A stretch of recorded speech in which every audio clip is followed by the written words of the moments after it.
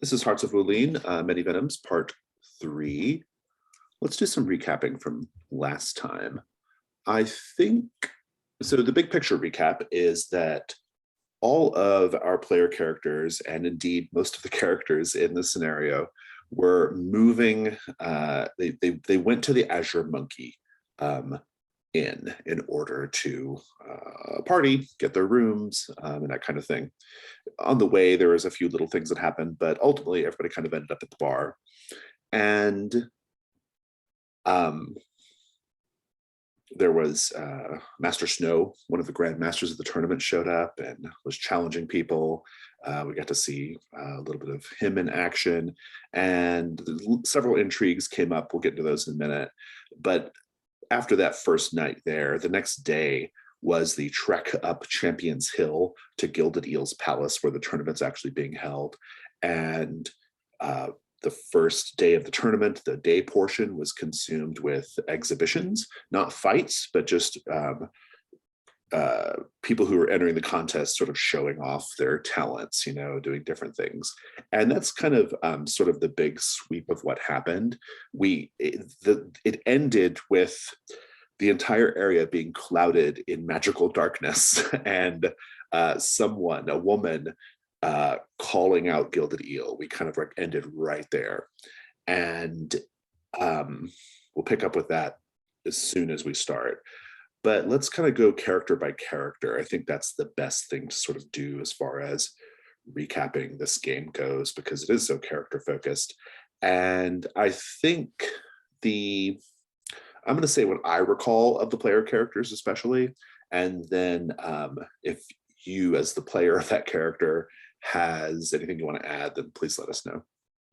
So I actually have Fifth Raven at the top of my list. And even though Fifth Raven wasn't here last time, what we saw previous to that was that Fifth Raven is at the contest, at the trial of many venoms, in the disguise of an in disguise as an acupuncturist.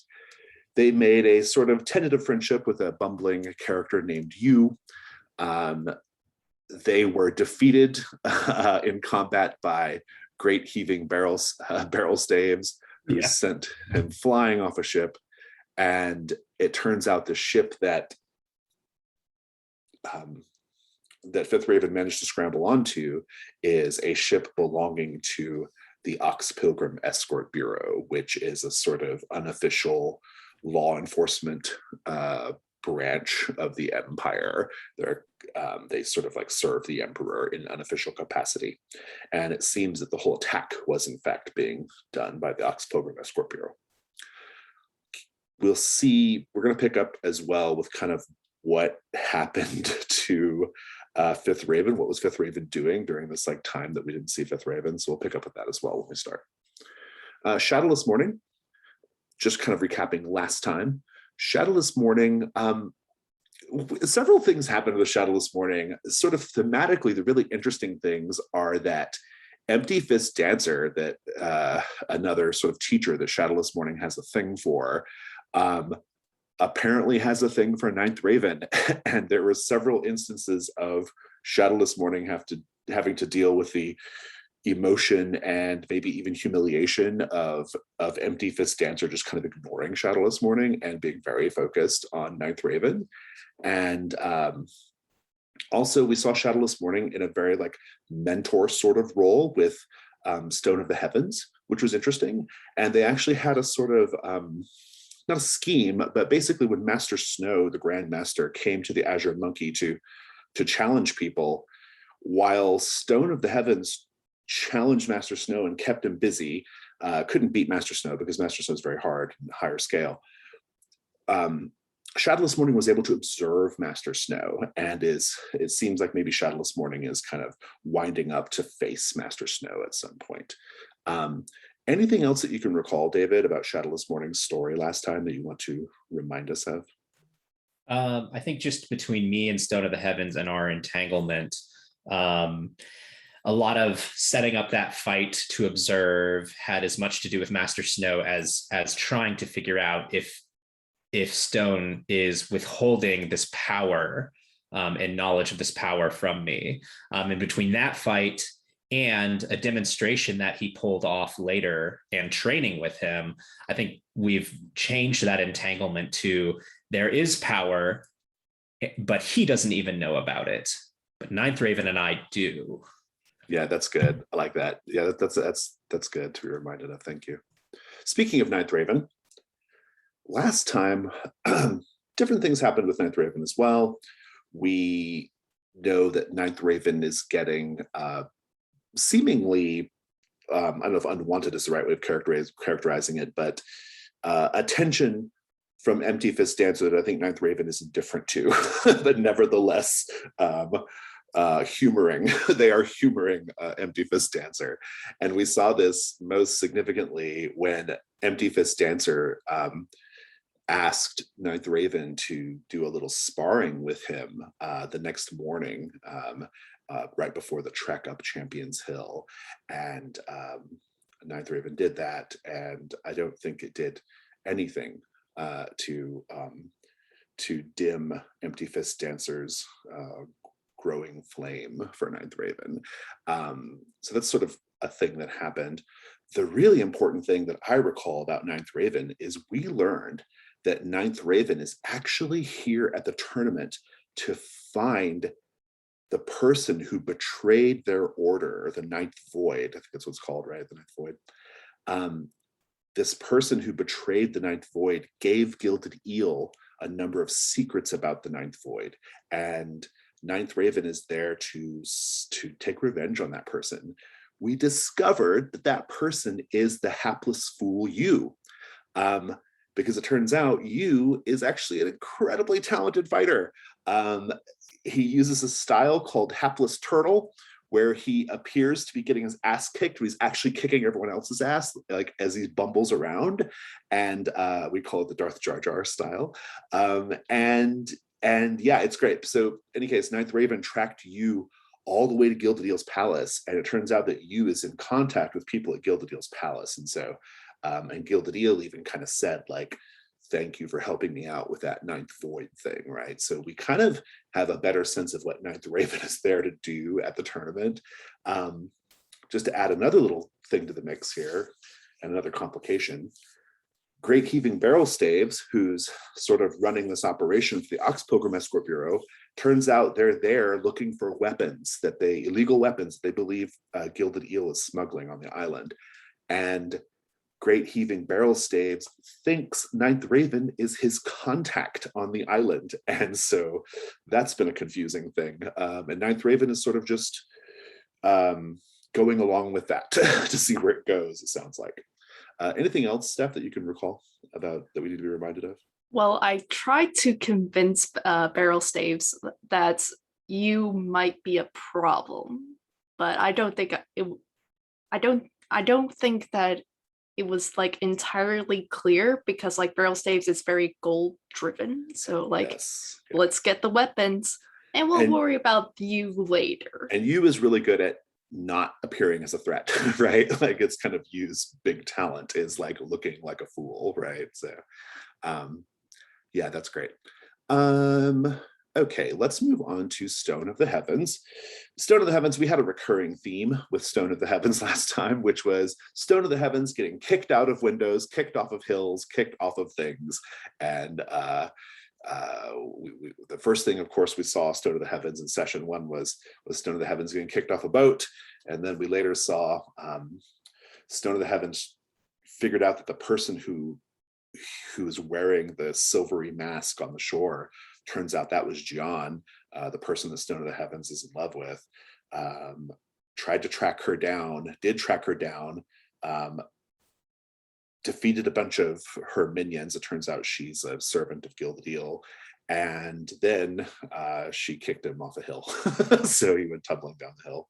And then later challenged Master Snow, kind of in cahoots with Shadowless Morning. That fight ended with Master Snow kicking Stone of the Heavens out a window in the third story of the Azure Monkey. And Stone of the Heavens landed in a bunch of undyed cloth on a cart, turns out that undyed cloth was being prepared for Sky Daughter, who Sky Daughter is there in sort of selling her wares to people. And Sky Daughter is also interested in finding a character we have not yet seen, Yin. She revealed that he's there as a Wulin named Mighty Leopard Cub, and she asked Stone of the Heavens to keep an eye out for Mighty Leopard Cub. And then, to make things even more complicated, Stone of the Heavens has a really hard situation right now. Stone of the Heavens tried to strike up a friendship with Master Snow the next day. Master Snow just sort of belittled him nonstop, and then revealed that he intends to kill John, who is there in service to Gilded Eel, as Crystal Falls Viper, by the way. That's her ruling name. And Master Snow also made it really, really clear that he knows that Stone of the Heavens will try to stop him from doing that. And so after the exhibition, Master Snow made a big deal about being impressed by Stone of the Heavens' exhibit and giving Stone of the Heavens the honor of being the first person that he will fight during the tournament. And indeed, it will be the first match of the tournament. And so Stone of the Heavens is going to have to fight Master Snow in round one, match one of the tournament. And Master Snow probably wants to kill Stone of the Heavens. So it's a very, very complex situation for Stone of the Heavens. Anything else that you can recall about Stone of the Heavens that you want to remind us of? No, you covered it. There was all that stuff with Shadowless Morning that we covered. Yeah. You did, after Master Snow threatened me, I did trip and fall down a hill again. You did, that's right. Yeah, that's how that scene ended. Yeah, lots of that happening. So then we just, sorry, go ahead. Yeah, I think the only thing I had to add would be that I tried at one point after Stone of the Heavens fell down the hill the first time of getting beaten by Jing. Well, I tried to pick him up, but then I got emotionally entangled about all of this, and I kind of ran away from that. Yeah, and dropped Stone of the Heavens again. And Master Snow sort of mockingly intentionally refers to you as stone falling from the heavens, right? He's been consistently doing that. Okay, let's talk about the various NPCs real quick. A lot of these I've already mentioned, but we'll just kind of go through them again. So we have Yin, who is also called Mighty Leopard Cub. Have not seen him yet. We know that a few characters have connections to him, though, at least entanglements. So, for example, Fifth Raven, you are trying to get close to Ninth Raven, but you think that Yin, first of all, you think Yin is Ninth Raven's lover, and you think that Yin is going to try to stop you from doing that, according to your entanglement. So that's a thing about Yin. We also know that Ninth Raven knows that, in fact, Yin desires them, but Sky Daughter is in love with Yin, as evidenced by the fact that Sky Daughter is trying to get Stone of the Heavens to find Yin on the island. And so those are some Yin connections. We have not seen Yin yet, though. We have just only heard about him. Empty Fist Dancer. Well, we've already kind of covered Empty Fist Dancer. Basically, right now, he's just kind of low-key romantically pursuing Ninth Raven, and that's and disregarding Shadowless Morning's secret affections, right? Probably because they're secret. We've already talked about Sky Daughter and what she wants. Crystal Falls Viper, who's John, she is there at the tournament. She's always behind Gilded Eel because she's Gilded Eel's top henchwoman. And she did something to piss off Master Snow because Master Snow wants to kill her. And so that's sort of what we know about John right now. And also, John's really angry that Stone of the Heavens is here on the island. She's very, very frustrated by because she feels like Stone of the Heavens is it's unclear, but I think it's sort of boils down to she doesn't think Stone of the Heavens is cut out for any of this. And so she's a little pissed about him being there because she does have feelings for him. We have this old woman who we discovered in session 1 is much more than she appears to be. She didn't do much in session 2, except she was working at the Azure Monkey cleaning up after people. And that's kind of all we saw of her. We have great heaving barrel staves. We've already talked about him. He's there looking for weapons, the illegal weapons.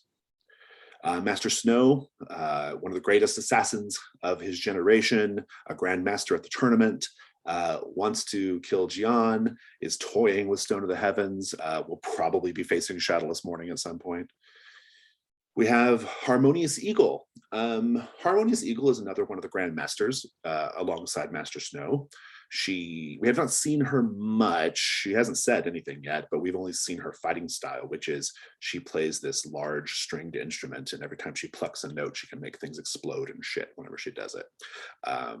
She's kind of a badass. She's terrifying. Her style is anyway. Yu is there. He got into numerous fights, which he pretended to be losing, but he was actually winning. And it turns out he is in cahoots with Gilded Eel in some way. And I think that's all the main NPCs. It's also worth mentioning here that there are 2 other grandmasters that sit on the dais with Gilded Eel, but they are hidden grandmasters. They wear veils, so you can't tell who they are, but they are also there. Any other thing about last time that I should go over? I know that was a lot, but I wanted to be kind of thorough for Nathan's sake, as best I could be. Anybody have any other reminders or anything else that we need to be told about? We did level up. Like a few yes. of us did. Yeah, go ahead and do your level ups if you haven't done that already. Yeah.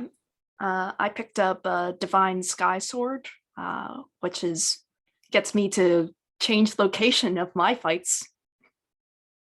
That could be helpful. Awesome. Stone of the Heavens, did you take your advancement yet? Yes, I did. I picked up Raging Passion, which allows me to soften the blow when someone embarrasses themselves or fails a move. Oh, nice. Very good. And Shadowless Morning, did you take your advancement yet? Yeah, I picked advancement from another playbook move. I selected House of Traps. When you reveal a trap you've secretly set roll on a hit, your opponent activates it and it presents an opening. On a 10+, take +2 forward. On a miss, the trap raises the stakes and consequences. Yeah, nice. Yeah, I like it's good. It's a fun move. It's kind of a nice like Blades in the Dark style flashback move, right? It's pretty fun. Okay. Well, if there's nothing else, I think we'll begin. And I think I want to start with what was Fifth Raven up to during the previous night and the early part of the next day. And the last thing we saw Fifth Raven was you scrambling onto a boat after having been launched in the air by great heaving barrel staves and his bomb gauntlet. The bomb gauntlet's hilarious, by the way. We got to say that last time too. That was again. You scrambled onto the boat and you discovered that it's actually a boat belonging to the Ox Pilgrim Escort Bureau, and indeed this whole attack was coordinated by the Ox Pilgrim Escort Bureau. I'm going to do a love letter. A love letter is a apocalypse world technique whereby I, as the GM, say something about what happened while you were not while you weren't with us, what your character was doing, and then we roll some dice to kind of see how it turned out. I am going to say that essentially, Fifth Raven, what you did, at least that night, is you hid and you tried to see what the Ox Pilgrim Escort Bureau was up to. Like, what are they doing? Why did they launch this attack? And what is their intentions?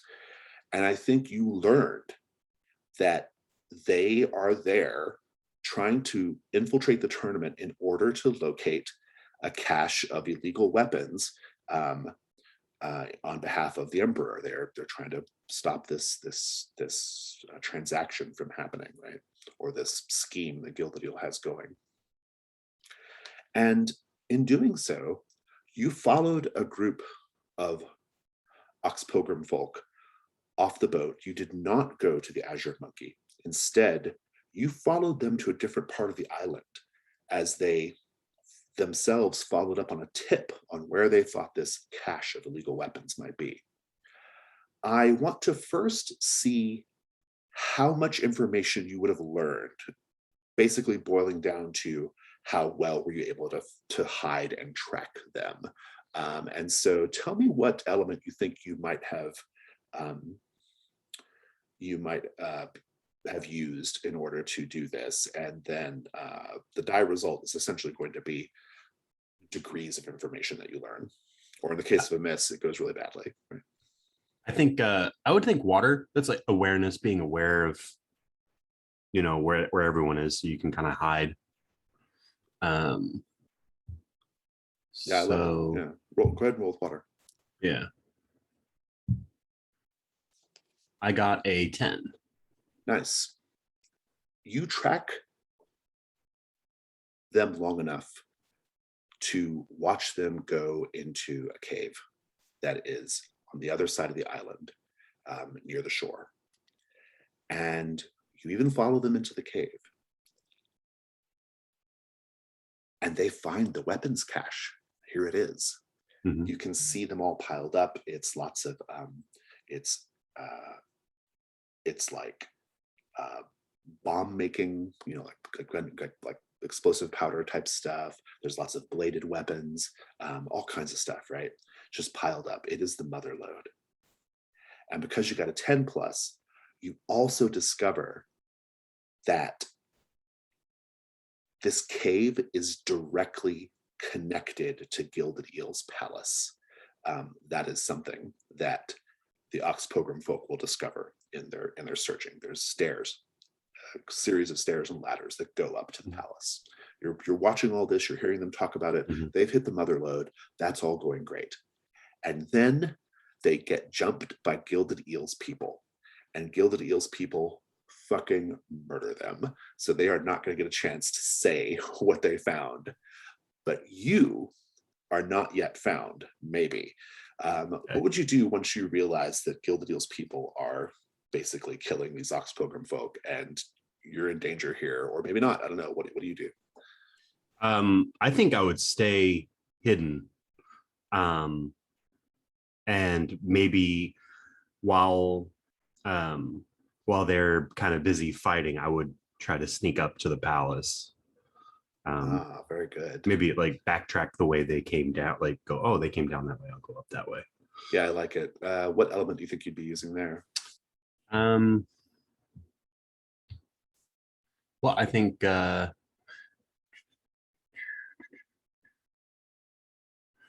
would be wood. So I gotta go slow. It's also, it's patience, growth, curiosity. I think I would be, I'd be going slow. I'm into it. Go ahead and roll.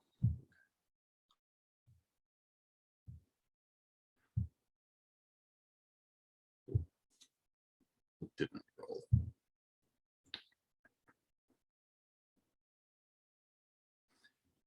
I got a 7 plus 1 and 8. I'm going to make you mark wood, but otherwise you're successful. Okay. You manage to follow the many Venoms clansmen up to Gilded Eel's palace. And you overhear a conversation between Crystal Falls Viper, who's John. You overhear a conversation between Crystal Falls Viper, who's like their sort of lieutenant, and some of the other clansmen. And essentially they reveal in this discussion that the real tournament is being held after, like the real evening's tournament is being held after this sort of stated one. So there'll be the first night when the first, sort of fights happen, but then certain people will be invited to Gilded Eel's palace late at night to participate in the real competition. And that real competition is the place where Gilded Eel disposes of inconvenient people and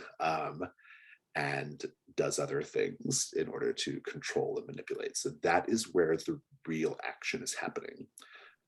And so you'll be aware of that. Okay. And I think at that point, we'll just say that like you essentially spent the next early part of the early part of the next day just sort of like staying hidden and getting back down to to Champions Hill so that you can catch up with the tournament. You maybe watch some of the last exhibits, and then we lead up to that point where everything goes dark with this magical darkness that snuffs out all the light, including the sunlight in the courtyard where the tournament is held. And we pick up with that moment right there. Okay. I got a note from Stone of the Heavens that you roll a 10 for Face to Fate. Awesome. That's a good one to have in your back pocket.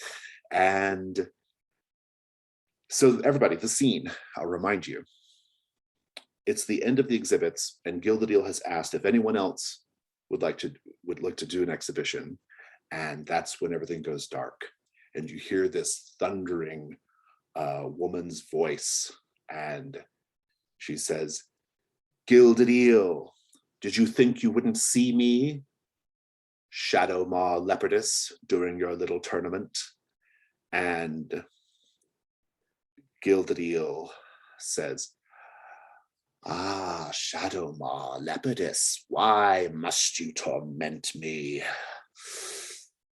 For the last time, I think, I offer a chest of Imperial silver to anyone who can defeat Shadow Maw Leopardess right now.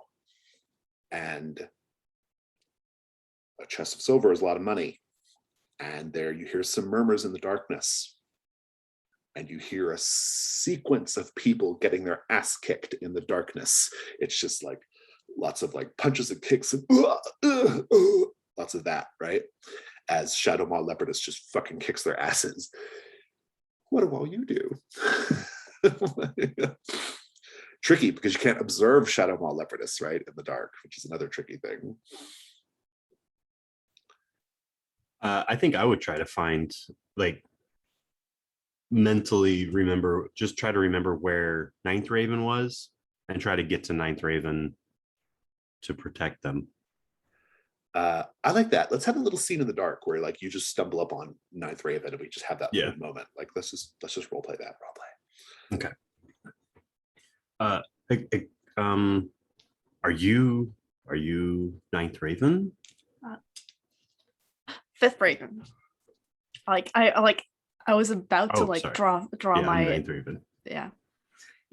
I know. You're Ninth Raven, right? Yes. Good. Come this way, and try to find like a table or something to get underneath. All right. Stumbling around the dark. Well, then keep it going. What's going on? Yeah. I don't know what on earth is going on with this shadow person. Yeah, I don't either. I don't know what's going on with the darkness. But I think it's best if you just wait here under the table and just kind of wait it out. Oh, where's Stone of the Heavens? Stone of the Heavens. I don't know. I've got to find him. No. Well, I need you to stay here. I'll go find Stone of the Heavens. I'll go find Stone of the Heavens. You stay here. I'll go find Stone of the Heavens. Would this be an emotional? I feel like this is probably inner conflict for Fifth Raven, because essentially it's going to come down to whether Fifth Raven can stop you from going, right? And I think inner conflict is going to adjudicate that. So pick your element, mark XP, and roll. I'm gonna say I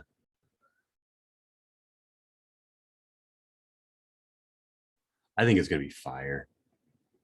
It's not my best one, but it's the passion driving this drive, trying to keep this person. So go for it. A 1.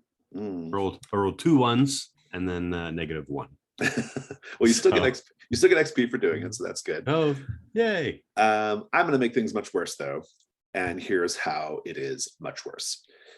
First of all, I think I want to. I do want to check in with the other characters first, though. Stone of the Heavens, what are you doing in the darkness right now? I am trying to find my friends and like take cover, escape. This is not our fight. You and I were near each other, right? Yeah. Okay. I think I'll like grab hold of your martial clothes and like pull you near, and then like tell you to stand silently. Master, of course. And Here's how things are getting worse. Harmonious Eagle begins playing her instrument in the dark. And she has this long guzheng. You can hear her getting the notes ready. And the music starts playing. And you hear people screaming and shit exploding as she's sending off these like notes. They're essentially magic, but they're like it's almost like sonic boom or like energy, right? That she flings off. And but sometimes they could do different things, right? You're all in the line of fire of this because she can't see. She's just like firing shit off like in the darkness. Everybody has to kind of just tell me how they're avoiding Harmonious Eagle's wild, dark playing, I guess. This is a crazy moment. You hear people like getting like being slammed and screaming and flailing and tables exploding and shit as she's sending out these notes all over in the dark to try to hit Shadowmaw Leopardess. But I'm going to start with Fifth Raven because the table you're under explodes into splinters above you. What do you do? So we're in a courtyard. Yeah, it's a big courtyard with like a dais where the Grandmasters and Gilded Eel and Crystal Falls Viper are at, and then all the exhibitions and fights take place in the courtyard. And now it's totally cloaked in magical darkness, and Harmonious Eagle is sending deadly notes with abandon all over the courtyard. I think, and it's full of people running around too. Yeah, it's just chaos now at this point. I think I'm just going to grab Ninth Raven by their the collar, and we're just going to start crawling towards like the nearest wall. Just try to get out of the way of the people running around, and then also stay low to stay underneath maybe the sonic wave. Ninth Raven, what are you doing? Do you agree to this, or are you doing something else? I think I actually get up and I start moving in a direction, and I think I'm actually going towards Harmonious Eagle, because like if she keeps this up, we're all doomed. We're all dead. We can't, like, I need to protect my fellows. That's my duty. Sounds like Ninth Raven is giving you the slip in the darkness then, Fifth Raven. Okay. You can save yourself though. No, I'm gonna follow Fifth Raven. Be like, oh, get back. We have to towards the wall, this way. So you're following Ninth Raven, and in the dark, shadowless morning. So I think that the best defense for myself and my apprentice is to hold still and not attract attention.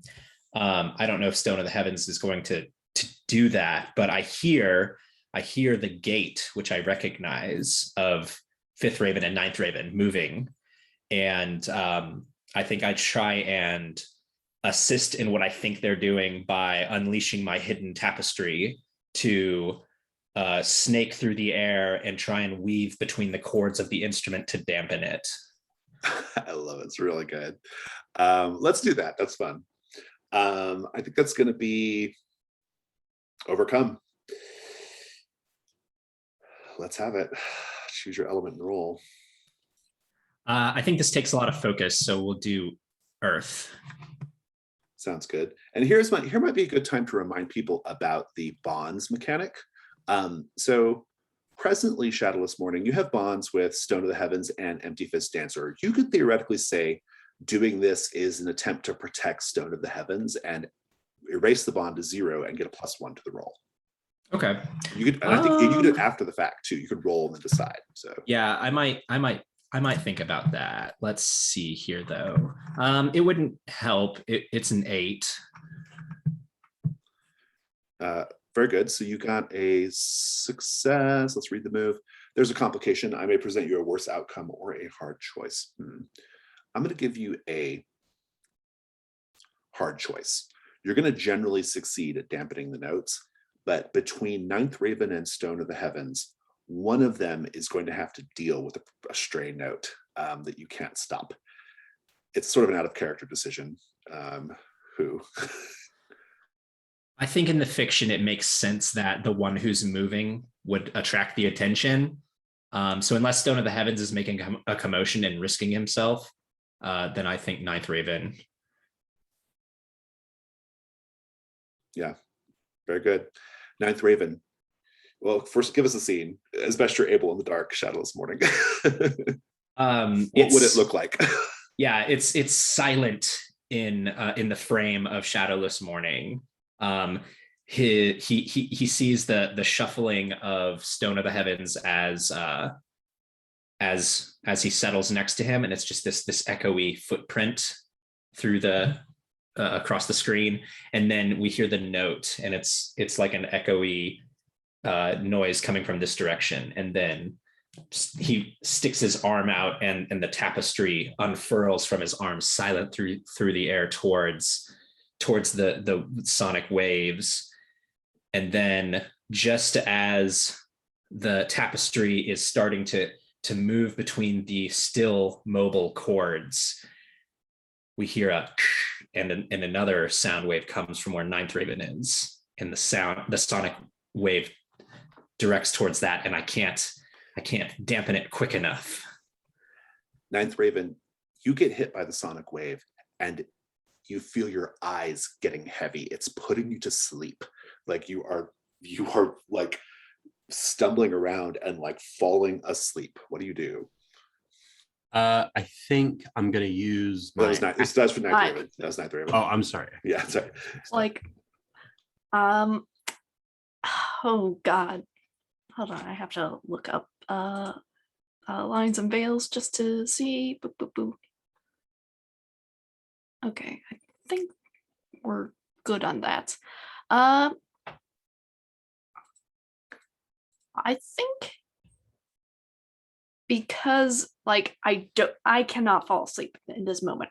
If I don't get to Harmonious Eagle, like no one else is going. Everybody else is like, oh, let's go to the wall, or oh, let's just stay still, or whatever. They're not dealing with the problem. So I think like I have like, besides my own blade, I like have a knife, and I'm just going to like stab it into me because like I have to keep awake. That's intense. I like it though. I'll give you a choice here. I think this is probably overcome. Yeah, it's overcome. Yeah, that's what it is. I was going to give you another option, but I think overcome is the right one.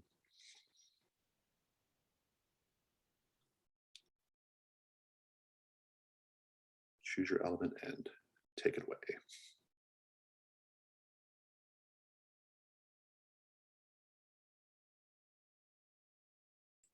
I'm going to say it's metal because like this is a lot of like self-control and more of trying to keep sure of myself of like, because like stabbing yourself is not something that people normally do. All right. See how it goes. Okay, that is a 9. I think it's going to work. You are going to be able to overcome the stray note. I'm going to just make you. I'm just going to make you mark metal. So, but you're otherwise in good shape. Fifth Raven. I'm curious. And Stone of the Heavens. So Shadowless Morning has saved the two of you essentially with his action. And made the situation much safer. Ninth Raven, you don't really know exactly what's going on because you can't see Fifth Raven, but Ninth Raven maybe makes a noise. like Ninth Raven, do you make a noise when you stab yourself? Like, do you sound like you got stabbed? Yeah, so like a grunter. Yeah. So Fifth Raven, you hear Ninth Raven like kind of like, making this like grunting noise, like something happened. What do you do? I'm going to assume that someone has, like, she's been either been like cut by the sonic wave, or someone else is around her. Them, Hit, yeah, them. Is it someone else is around them right now? So I'm going to kind of circle around to the front of them, staying close enough that I'm like touching them, but just sort of like one shoulder, just sort of go around them real quick and kind of sweep around.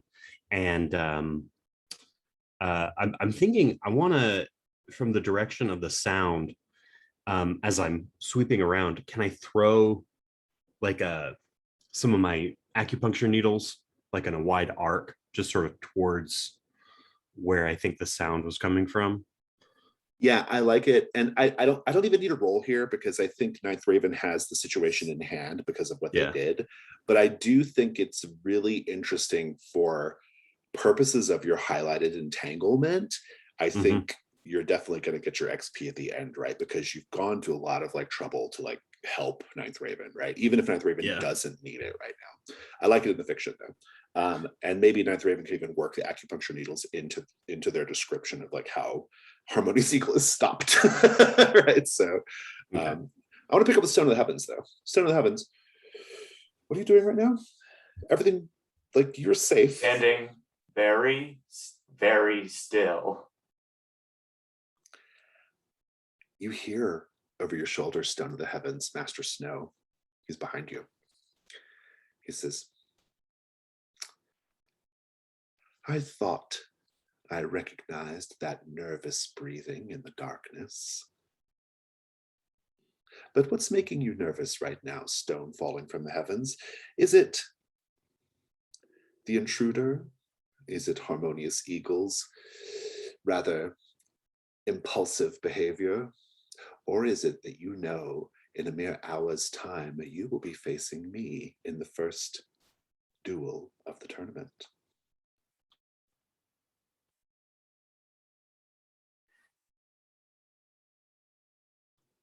It is a weak viper that it strikes wounded prey. Well, it's very good then that you are not wounded.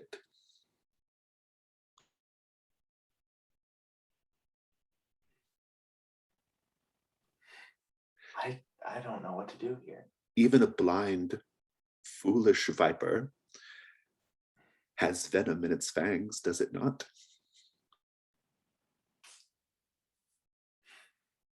I don't have a move. How can I surprise him? Is it even possible? I know it's not, but I'm going to try. This is just more verbal dueling with Grandmaster Snow, and I think he always and clearly has the upper words have hand. failed. I mean, it is a duel of sorts, right? I mean, this would be a Yeah. duel. I mean, duels don't have to be like martial combat, right? Duels can Fair be point. duels can be verbal duels. He's bested you handily before with such duels. This is your chance to fight back a little if you want. We could take it to the duel move. You'll lose because it's higher scale, but at least you'll be able to, stand up for yourself. I don't even know. If you talk about so if your scale is below your foe's scale, you lose. But if you hit, you at least get to say how you lose. That's I important. think this like probably pushes on his entanglement, because he's standing next to me. I've told him to be quiet.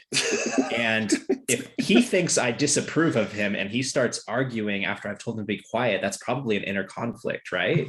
I don't know if it's quite reached that level yet. I really want to know I don't think what Stone of the Heavens intends to do. I will roll a duel. I will spar with him.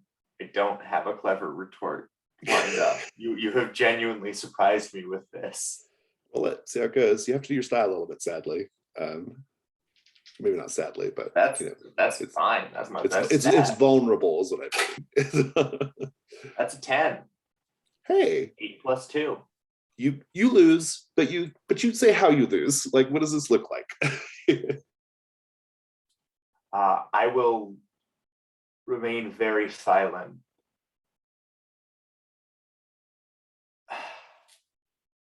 Until he gets bored. I will remain very silent, listening for what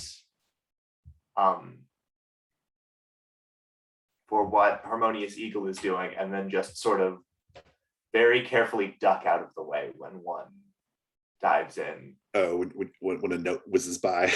Yeah, that's good. And say, the buried snake has no need of venom. Very good. And you get an XP for losing the conflict, but nevertheless, that little moment is over. Let's pick up with Ninth Raven. Let's just wrap this scene up. Ninth Raven, with the aid of the acupuncture needles flying through the air, how do you stop Harmonious Eagle? You can't defeat her or anything like that, but you can at least stop this situation.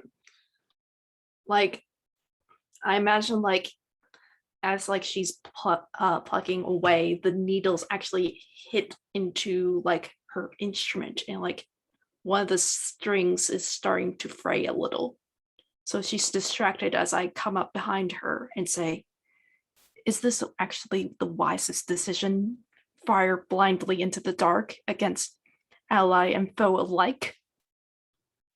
Interesting. So you're just trying to hearts and minds her then, basically, huh? That seems like what's happening here. Yeah. So roll. Let's do hearts and minds. Roll with pick your element and roll. Yeah. Because I did say, like, is this the wisest decision? I'm going to say this is wisdom. So Okay. that's my water. Okay, very good. That's a 1. The total result is 1. Yes. I don't know why no one actually else was coming to stop her. So Very good. So it's a miss. Let me take a look at some things here before I make a decision what's going to happen. I'm going to mark a style element. She says, as she's playing, "Yes, you may be right. I'm nearly finished with the song. There is just one more note to play." And then she plays the note, and you just feel like your muscles cramping and tightening and your whole body like seizing up on itself, and you just like collapse behind her. And your style element's marked, or you can take wounded, up to you. Your choice. In any case, that's where we're at. I'm going to take, okay, just a quick clarification about wounded. Because I'm the swordsman, I get an extra wounded box, but like, how does it actually work? Yeah, so what wounded normally does is it just makes all your rolls at -2 if you have it marked. I think your move lets you basically get a freebie, and then you have to get it marked twice essentially before that kicks in, right? All right, I'm going to take wounded because I cannot get my style element marked right now. You essentially have your swordsman wounded marked, and we'll just highlight your box there so we know that it's currently marked. If you get wounded again, you take the penalty. So just give me the little, like, I'm curious, how does swordsman help you like fight through the pain here? Like I can take a battering because in my training for the Ninth Void, the first things that they teach you is not how to control your weapon, but rather how to take a beating, how to not react to things, how to maintain control of your body, because that and foremost is your first weapon in life. Good. I love it. Shadowmaw Leopardess says, "This has been very entertaining, Gilded Eel. I remain unimpressed with your ability to rally people to your cause." And the darkness begins letting up. And we just see dozens of people on the ground, knocked out, asleep, nursing wounds, just all over the courtyard. And Gilded Eel stands up and declares, anyone who can find Shadow Maw Lepidus and defeat her in combat can name any prize from me they wish, and I will grant it. And here we'll take a quick 3-minute break. We'll come back and we'll begin the tournament proper.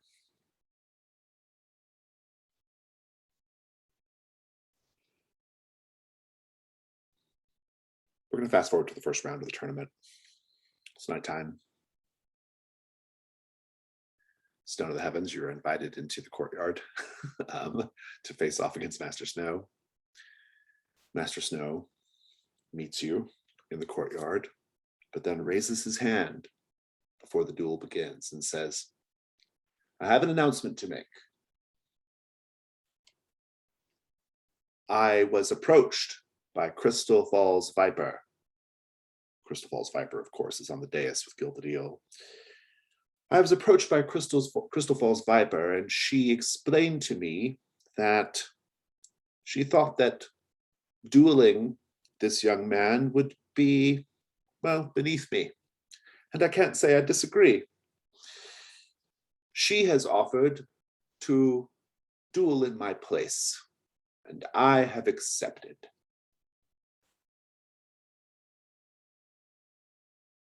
And Master Snow goes back up to the dais. Stone of the Heavens, roll inner conflict, please.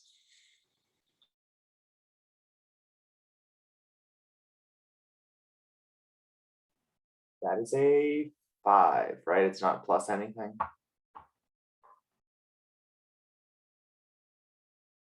It's plus whatever. It's plus whatever element you chose. Yeah. Oh, non-style element, right? Yeah, non-style. Well, then it literally does not matter. Pick one because I'm going to make you mark it, and All right, I'll say water to them. and you have to flee the scene. What does that look like?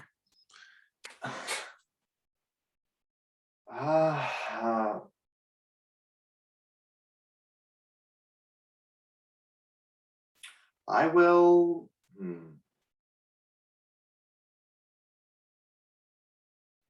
I can't. Okay. So declaring I will not accept these terms is not a thing that I can do.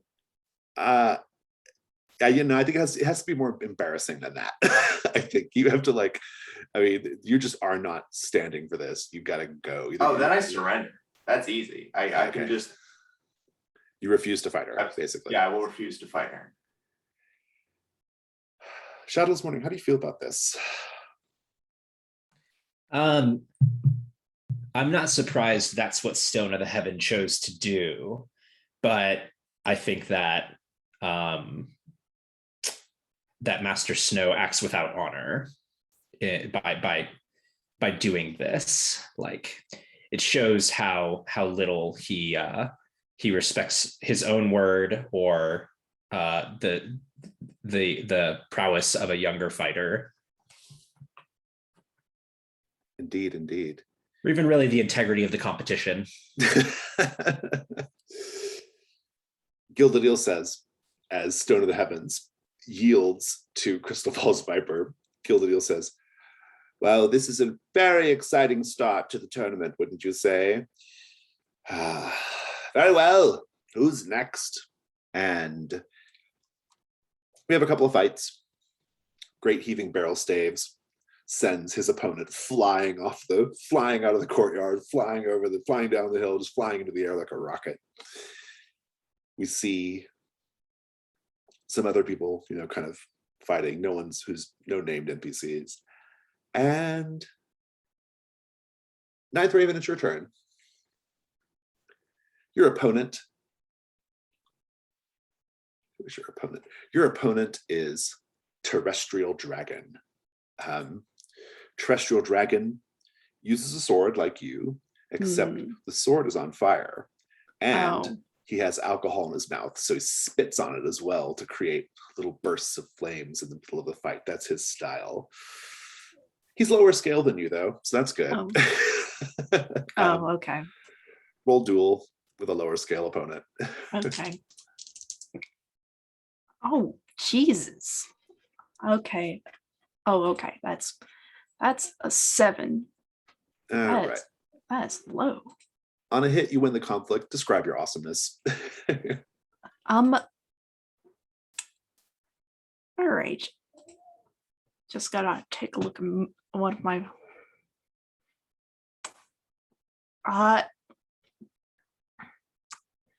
Like his epithet is terrestrial dragon, so I duck under his like flames, and like I use my sword to literally just launch him up in the air before launching him back down. Just like it's just like a sort of like it would be reminiscent of like just like a ping pong paddle going back and forth until like he's just knocked out. I love I'm it. not going to kill him. This is not worth it. Shadowless Morning, are you participating in the tournament? I'm not. I'm trying not to participate in the tournament. I think I've spent some time with this student of Master Snow's, learning That's their right. We style, forgot about that observing student. Yeah. observing their style. And if Master Cool. Snow engages in any conflicts, I'll observe his fights as well. I think Hua will say there's no better opportunity to learn from one another than facing each other in the tournament.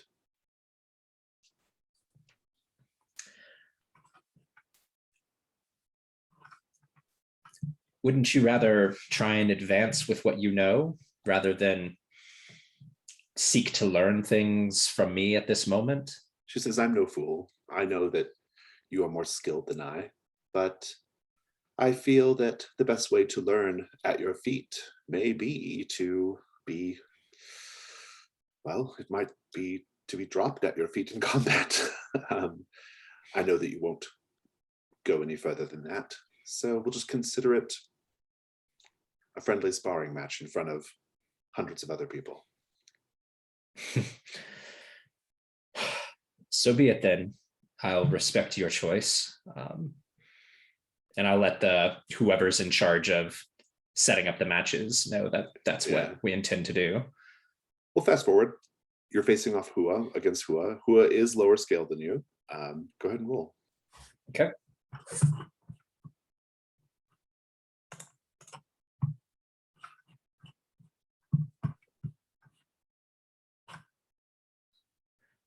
So it's a 9. You win. Describe your awesomeness. Hua's style. Hua uses the same devastating swallow strike style that Master Snow does, which is very high flying, like kind of open fisted style.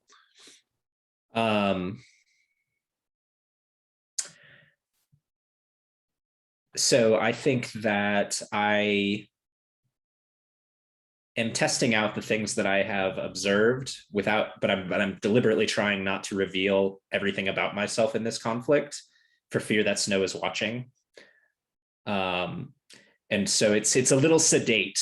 And I'm really just showing the basics of my technique. The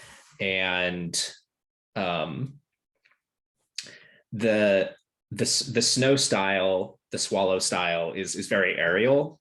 And I think that I actually do match in the air more than I plan to, because I'm able to anticipate the movements enough with this apprentice of the swallow technique that I can match the aerial combat with my flying tapestry by jumping up in the air and lashing out and just kind of tangling them and causing them to trip up and stumble through the air and then collapse onto the ground. And lots of that repeated leads to Hua becoming exhausted rather than outright, like pummeled and defeated.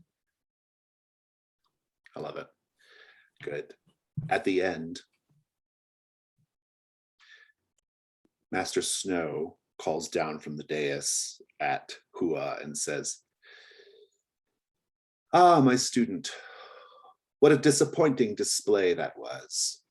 And Hua stands up and says, "I feel no shame, Master Snow, in losing to one as talented as Shadow this morning." And Master Snow says, and just sort of strokes his white beard and sits back down. I say, indeed, Hua, you are a worthy opponent. Continue your training and you will exceed perhaps even me someday. It's not too far from now. And I give a bow. Indeed, she bows back, and that's that. There's a little lull in the tournament. They're kind of figuring out who's going next, when someone calls out from the crowd, "Fifth Raven, face me." I'm gonna. Do I recognize their voice at all, or You see them stepping out. It is Mighty Leopard Cub, aka Yin. He actually wears a leopard skin over his shoulders, and his style is known as the rolling leopard style. And he steps out and he's calling you out to come face him in the tournament. I think it's inner conflict no matter what, but what would you do? I think I'm gonna step out and fight. I think Do inner conflict first. See if you can inner conflict. See if I can do this. Yeah. Let's look at my elements. Okie doke. I think it would be a metal. It's control. That's not your style element, right? No. Okay. My style element is water. Mark XP and roll. Okay.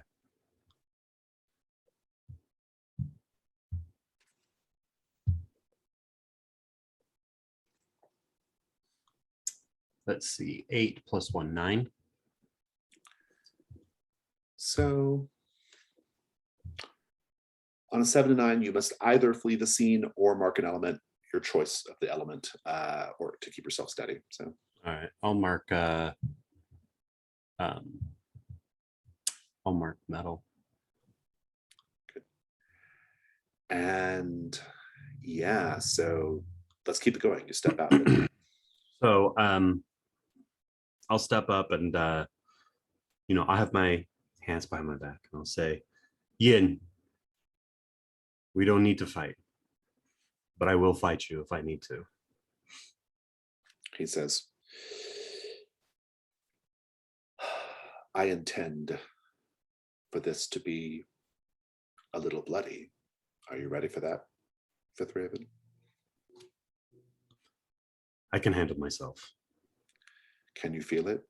The crowd is anxious. They want to see someone fall, truly fall in combat. Are you ready for that to be you? Are you ready for it to be you?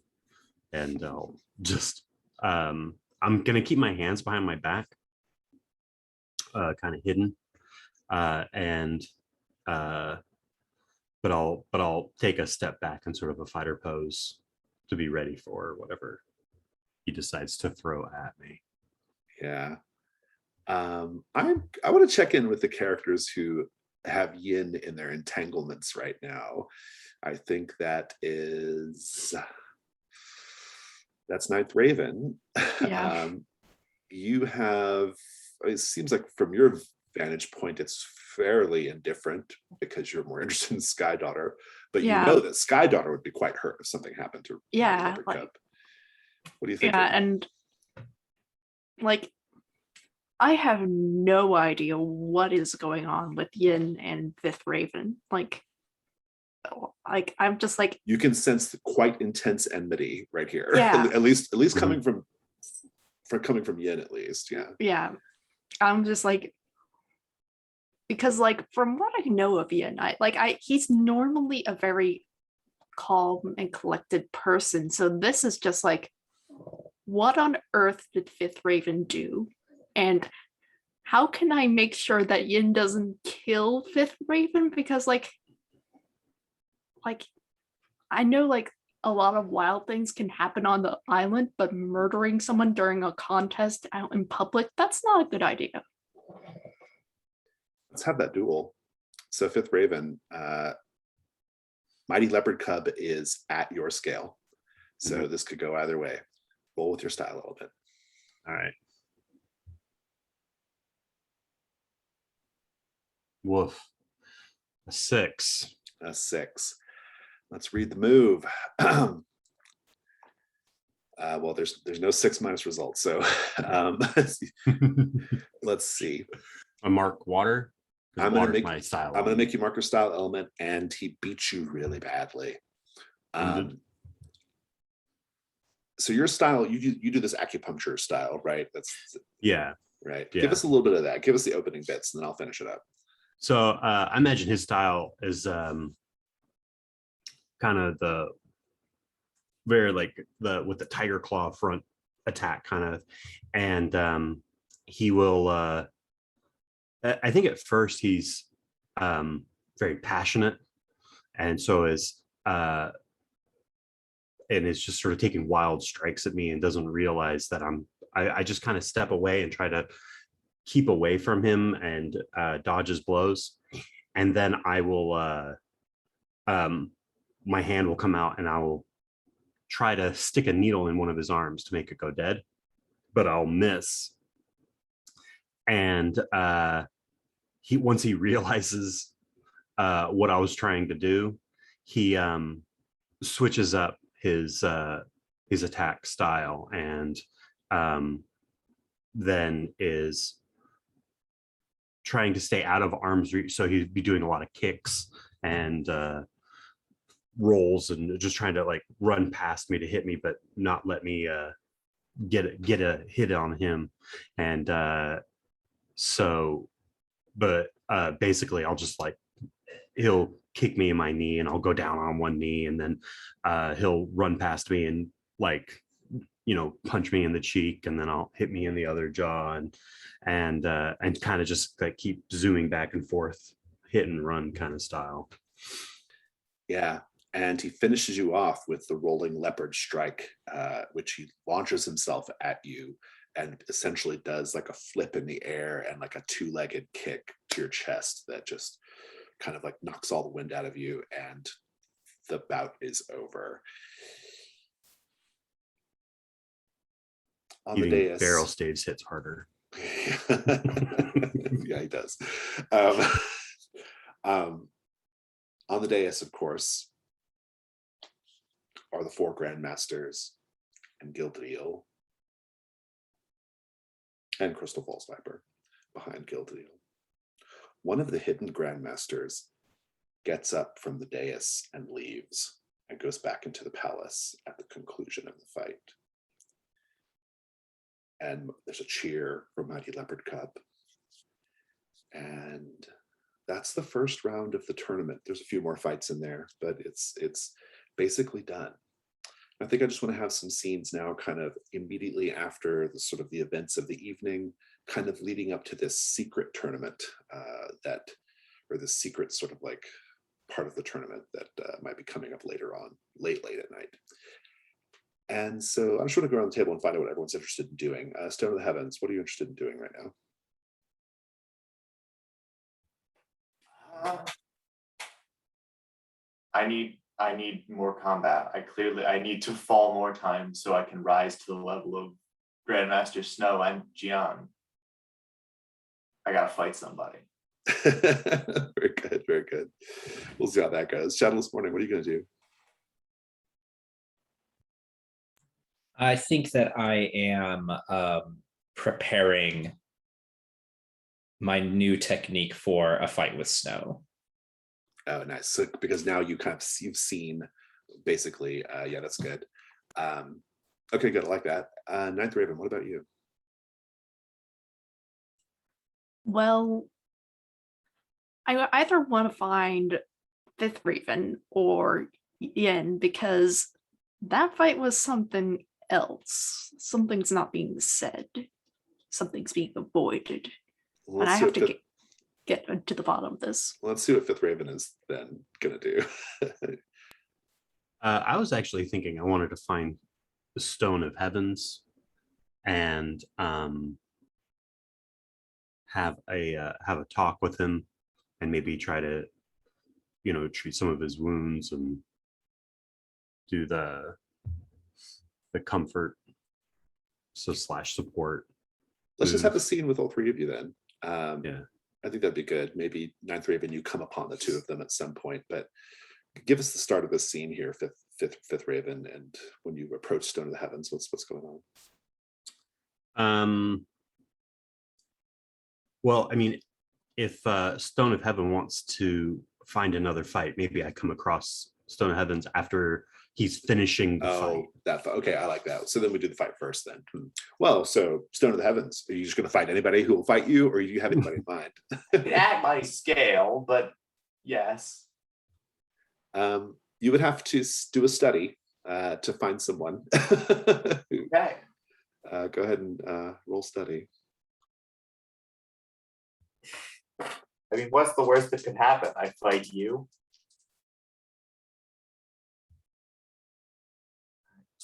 What? Okay, that's a 7 on the dice. So it doesn't matter what I roll with, but let's say it was with fire. Okay, so you get basic information. And yeah, you can find someone who's at your scale. I think there's one person who did not get a chance they arrived late and have not had a chance to participate in the tournament yet. They are called Lightning Strike Crane, and they have an open fist sort of style. And you feel reasonably confident that you have a shot at taking them if you really wanted to. You get a hold as well, though. Okay. I will, I'll use that later on. Very good. I'm going to pick up with Shadowless Morning. Shadowless Morning, what does the new technique montage look like? What's going on there? So I think that I spend a little bit of time speaking with Hua some more, and having them show me, like, kind of in private, a few more moves, and then a lot of time studying. And then I have somebody start throwing like discs and progressively larger objects up into the air, which I am, you see me striking at them somehow. And that's me trying to get this technique down. I like it. Good. Go ahead and roll new technique. See how it goes.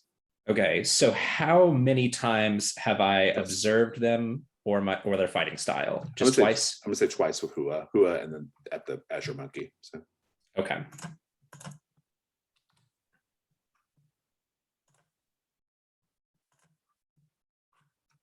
So that's 9. All right, let's read that. That's on other moves, right? Yeah. Yes. You gain scale, so now you're equal scale to Master Snow. Congratulations. On a 7 to 9, there's a significant cost to learning the move. You must have observed the foe at least once or have a source of knowledge about the foe. Some foes may require additional actions or preparations to fully match or exceed their scale. I think the significant cost is going to be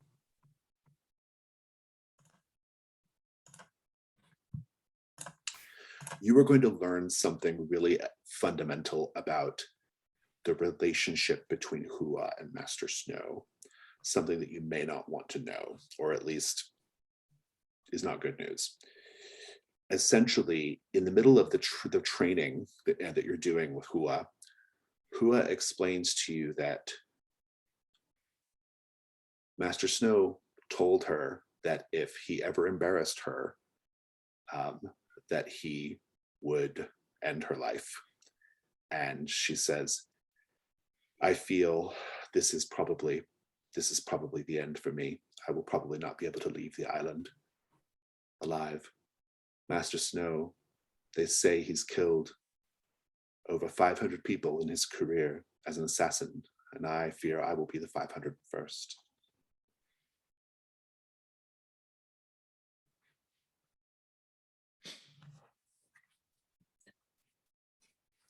Why would you follow such a master as this? She says, well, in truth, I began to realize that he is not someone that I should remain committed to. That is at least partially the reason why I sought you out. Perhaps with your help, I'll be able to escape the island. Perhaps, but one cannot run from their problems forever. Attend to me closely, and I start to teach her the methodology that I've devised to defeat his style. Good. I like it. That's good. Let's cut back over to Stone of the Heavens then. Stone of the Heavens, let's just have a quick duel with Lightning Crane Strike, see how that goes. Where's this fight taking place, Stone of the Heavens? It can be anywhere since this is not officially part of the tournament. Let's say on the path to Gilded Wheels. On the Champions Hill. Okay, yeah. Yes. In the shadow of great unmoving pillar, why not? Indeed. That is a 9 + 2, 11. Nice. Let's read the move. When you're at scale, you win the conflict and you may mark XP if you show mercy or let them escape. So I think, yeah, I mean, I don't know if you would really, I guess we have to define what mercy looks like in this context, I suppose. It says you may also declare a shift in the fiction, a change of heart, impress someone, shift entanglement, etc. Interesting.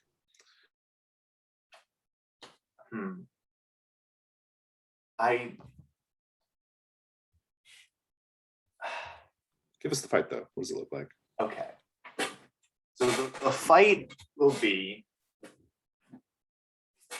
that he is coming at me with these sort of, very kick focused, sort of long range strikes that I am very easily able to just parry and then very quickly Aikido turn around on him. So it's just sort of a series of straight lines being beaten by crescent curves, and then eventually at the very end I'll say his feet light up, and I'm going to spend that hold to declare a detail. He is using an illegal weapon. Oh, good. Yeah, like poison or something. Yeah. Yeah. But I noticed this in time, avoid that strike, and then just stop holding back, finish him, knock him down, and put the blade of my staff to his throat and demand answers. Yeah, that's good. So he basically has, I think he probably has a small knife in his hand, and you can see the sort of greenish smudge on the blade that indicates that it's been poisoned or treated with something. And so you've got his hand there pinned. This might be a good chance for Fifth Raven to enter the scene, I think, is at this moment. Fifth Raven, you might have seen all that happening, and now you're approaching. What do you do? What do you say? Oh, Stone of the Heavens. You can fight when you need to. Is that ever in doubt? Only based on what I've seen so far. Who do we have here? Lightning Crane Strike, looking to strike me with some sort of toxin, it appears. You're an acupuncturist. Do you know anything of this? Of the poison? No. But can I take the blade out of the hand? Yeah. And Sure. maybe I'll take a little just get some on my finger and kind of taste it and spit it out. Oh, it's bitter. Yeah. It's definitely some sort of poison. Yeah. And Lightning Crane Strikes will say, well, go ahead. Justice demands that you strike me down. Go ahead and do it. Where did you find that knife? I've heard many rumblings of illegal weapons on this island. I'm looking for an edge. Get me some of that poison, and I will let you go. Oh, interesting. Do a hearts and minds. Is this showing mercy? Well, I think it depends on how this goes, but Okay, fair point. do All hearts right, and let's minds roll first. with- Yeah. This is all very heat of the moment. I'm rolling with fire.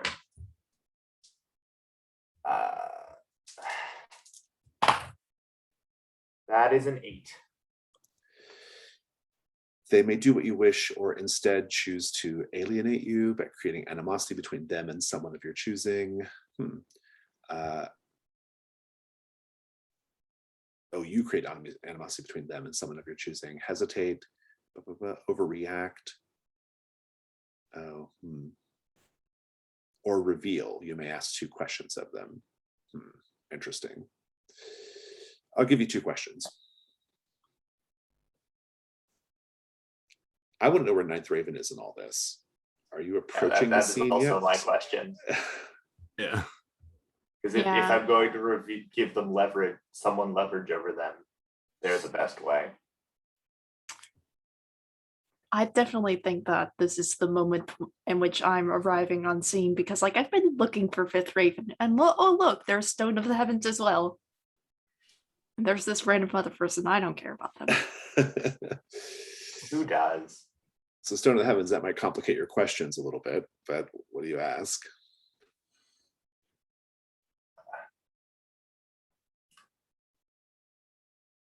Who is your essentially who is your supplier? I will ask it in a more neutral phrasing, but I did lean down and say I want to buy some from them. Like, He says, I don't know if supplier is the right word, but I know who put the knife in my hand.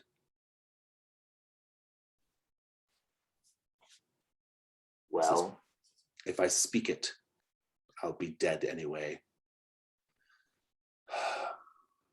I have nothing to lose. It was Crystal Falls Viper.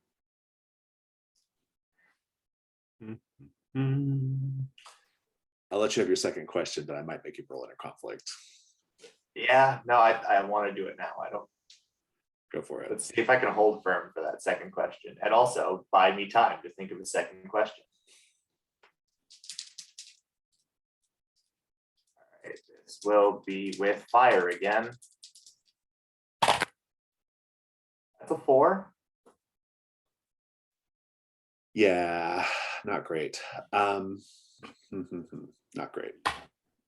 Let's pick back up with Shadowless Morning for a moment. Shadowless Morning, once you're done with your montage, once you're done with Ruel, what then?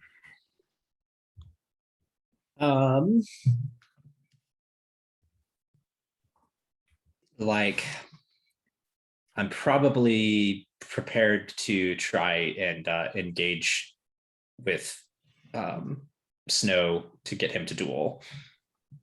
I think as you're kind of roaming around or whatever on the island there, you get approached by one of the many Venom clansmen. They wear these sort of black sort of suits, and they have these gold masks, right, with snakes and scorpions and things on them. And they approach you, and they just put a token in your hand, and they say, you are invited to Gild the Eel's Palace tonight at midnight. And then they go away. Token is your entry. That's in a couple hours still. Okay.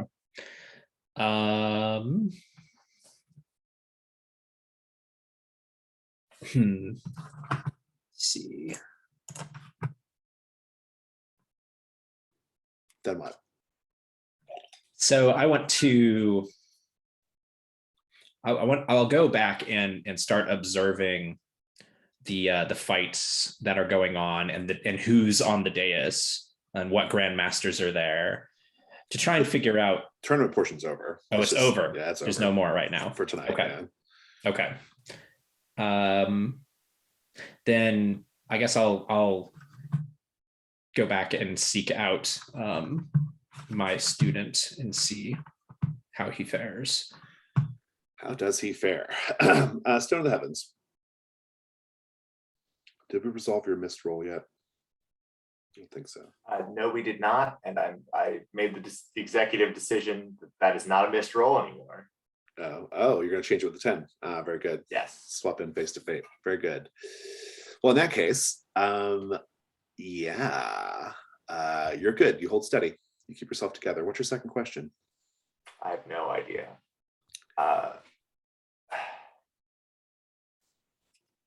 How can I find her? What access do you have to her? He says, give it to me. He says the key to facing her is to get into Gildadil's palace tonight during the secret exhibition. Fifth Raven, you know this already. Yeah.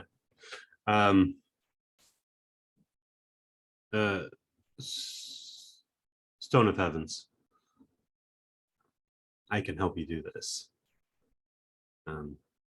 But both of you are going to have to follow me. What do you do with Lightning Crane Strike? Stone of the Heavens. Oh, yep. He's at your I was mercy. just going to stick a, yeah, he's at your mercy. Yeah, Stone of the Heavens. Yeah.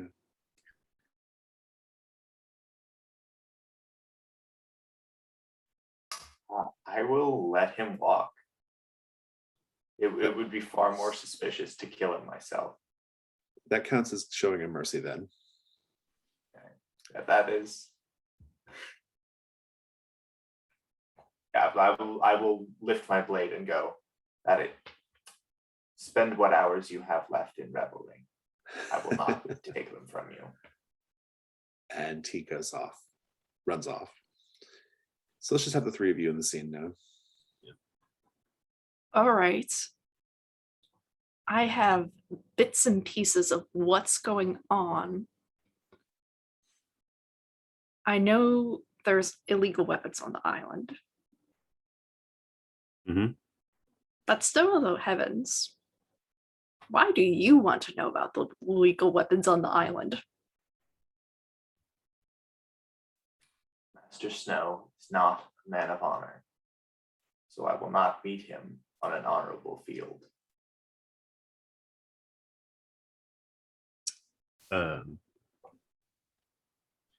I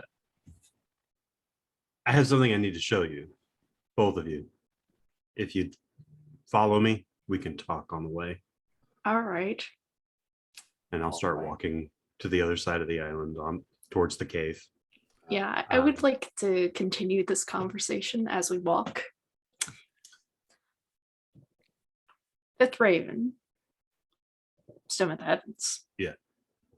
There's been things happening on this island that have caused me to have great concern about people's motivations. There's a lot of animosity that I've seen in these past few days.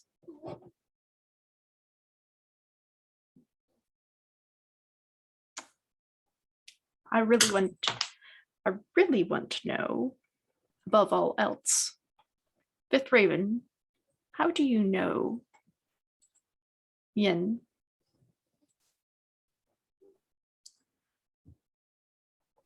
Yin. This is probably inner conflict. Yeah, let me roll inner conflict Roll inner first. conflict, That'll yeah. decide how I'm gonna. The only thing I have left is Earth, which is 0. Yeah, mark your XP and roll that.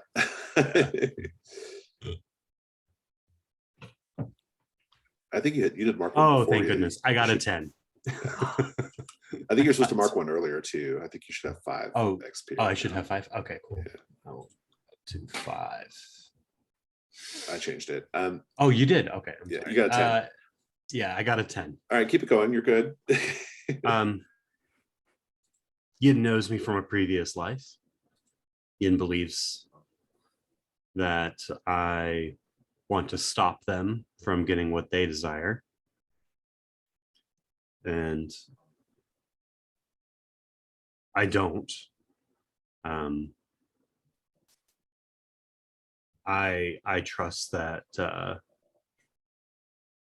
whatever Yin deserves is what Yin will get.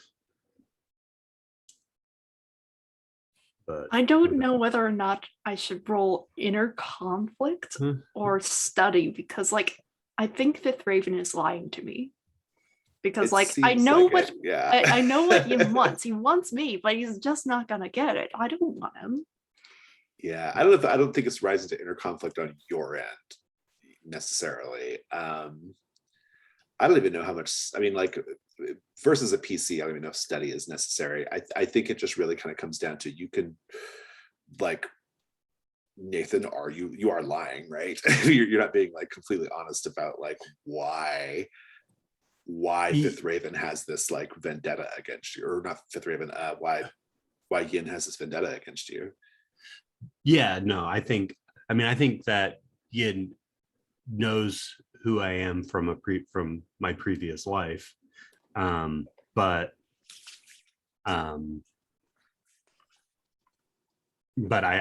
they hate me for another reason. Yeah.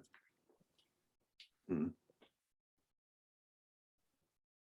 I'm just using the desires part to kind of obfuscate the smoke screen. Intriguing. Stone of the Heavens, what are you doing right now? I am brooding mostly. Brooding. Good. Silent brood as you onlook. Fifth Raven. Gonna let it go. I won't tolerate being lied to my face. Duel me. Ooh, PC versus PC duel. That's fun. Can I duel with my style marked? No. My style You cannot. You have to back down. Yeah, I will.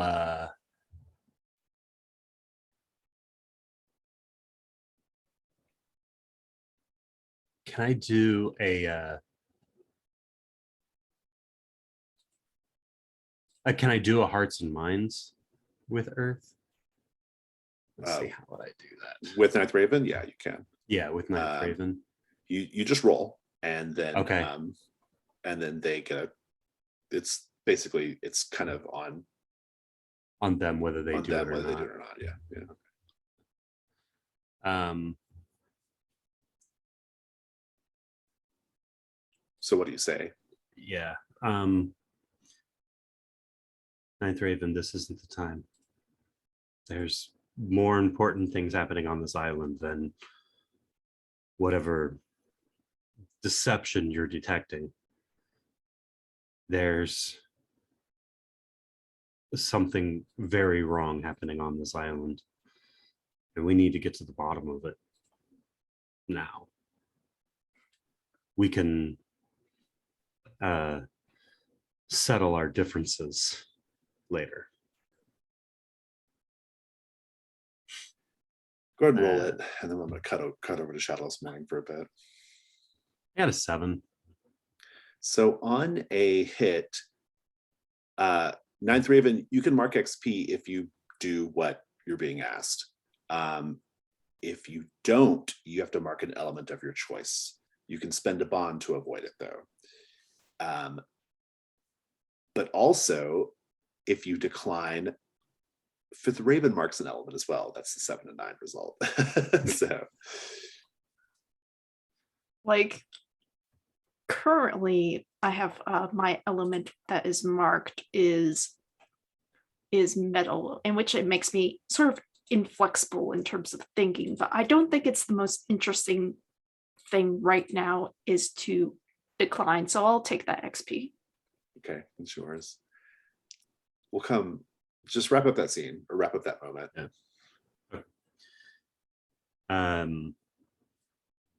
All right. I was wondering, could we get to the cave? I had something kind of in mind when we get to the cave with Stone of Heavens. Oh, yes. Yeah, I think that's good. Yeah. Maybe you can be just arriving at the cave, right? Yeah. And I'll say, Stone of Heavens, I know that I've been in your position before where you feel like you have a lot to prove and you feel like you need to do whatever is necessary to show everyone who you really are. And perhaps there's a better tool for you than this. And I'll take the poisoned knife and throw it into the bushes. Or this, and I'll point to your monk spade. You may find a better tool in there. I want to wrap up with Ninth Raven, though. Ninth Raven, Yeah. You are letting this go, right? Like, what does that look like? It looks like I imagine like as like I had drawn my blade at that point. And then as like he's saying this, I sheathe it and I am silent. And I think once I see what's in the cave, I'm going to actually I will be satisfied with Fifth Raven for now, but I realize that I'm not going to be getting a lot for him. So I'm going to go find Yin himself because I can manipulate Yin. Let's cut over to Shadowless Morning for a bit. Shadowless Morning, you said you were looking for Stone of the Heavens, and I think your searching will probably lead you back down to the town, right? And the Azure Monkey. And as you're kind of getting down there, you notice down a side alley, you see Mighty Leopard Cub Yin chatting somewhat furtively with the old woman, the washerwoman. It wouldn't stick out to you if not for the fact that it's her, right? What do you do? I think that I will take a moment here to try and discern what's happening between the two of them, but and depending on that, may approach. Do a study. Okay.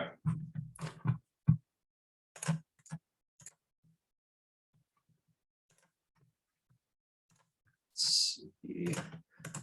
I think that I am doing this study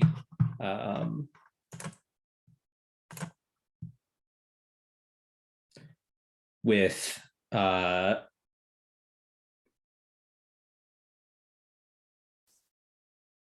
water, with awareness, wisdom, flexibility. That's a 9 total.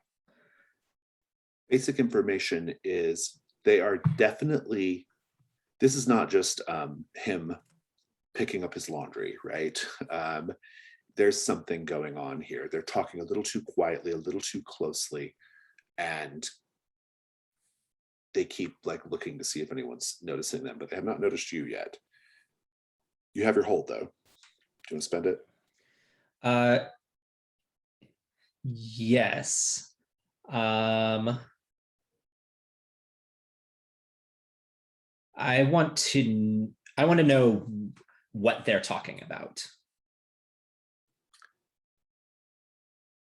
You can't overhear what they're saying, but you will learn something really important.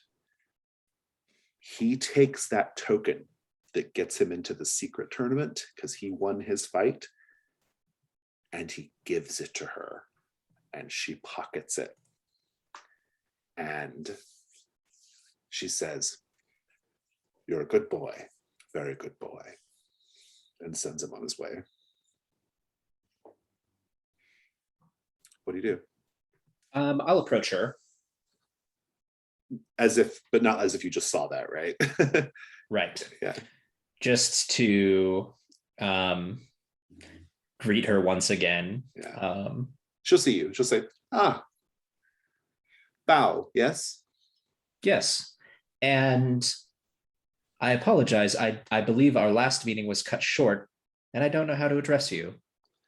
Oh, that's not important. I'm just a simple washerwoman. Do you need anything? Perhaps I don't know. Your pants look a bit muddy. No, that's not necessary at all. If you aren't terribly busy though, I do think that it is important to know and appreciate everyone in all of their statuses. And I would like to finish our tea. She says, "Ah, that sounds wonderful. I don't normally have tea this late, though. It tends to keep me awake. Don't sleep well. Well, Perhaps some of the blue sweet potato wine?" if that is your choice, though I think that I may need tea for this evening. Intend to be awake later than usual? Indeed. You're certain that you won't join me?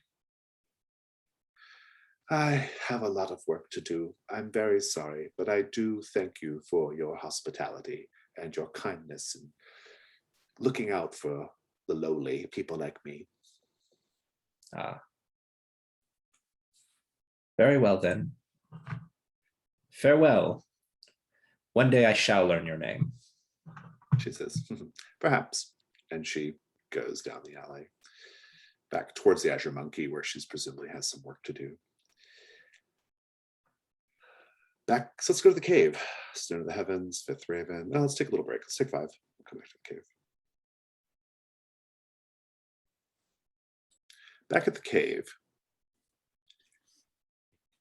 cave entrance, there's a kind of a cliff above it. The 3 of you are sort of approaching the cave entrance, and you hear this, ah, ah, ah, and you see you falling backwards on the cliff edge, kicking his leg and flailing his arms right above the cave entrance. And then he goes, ah, and he goes spinning head over feet, rolling, flailing down, except he's fighting you, Ninth Raven.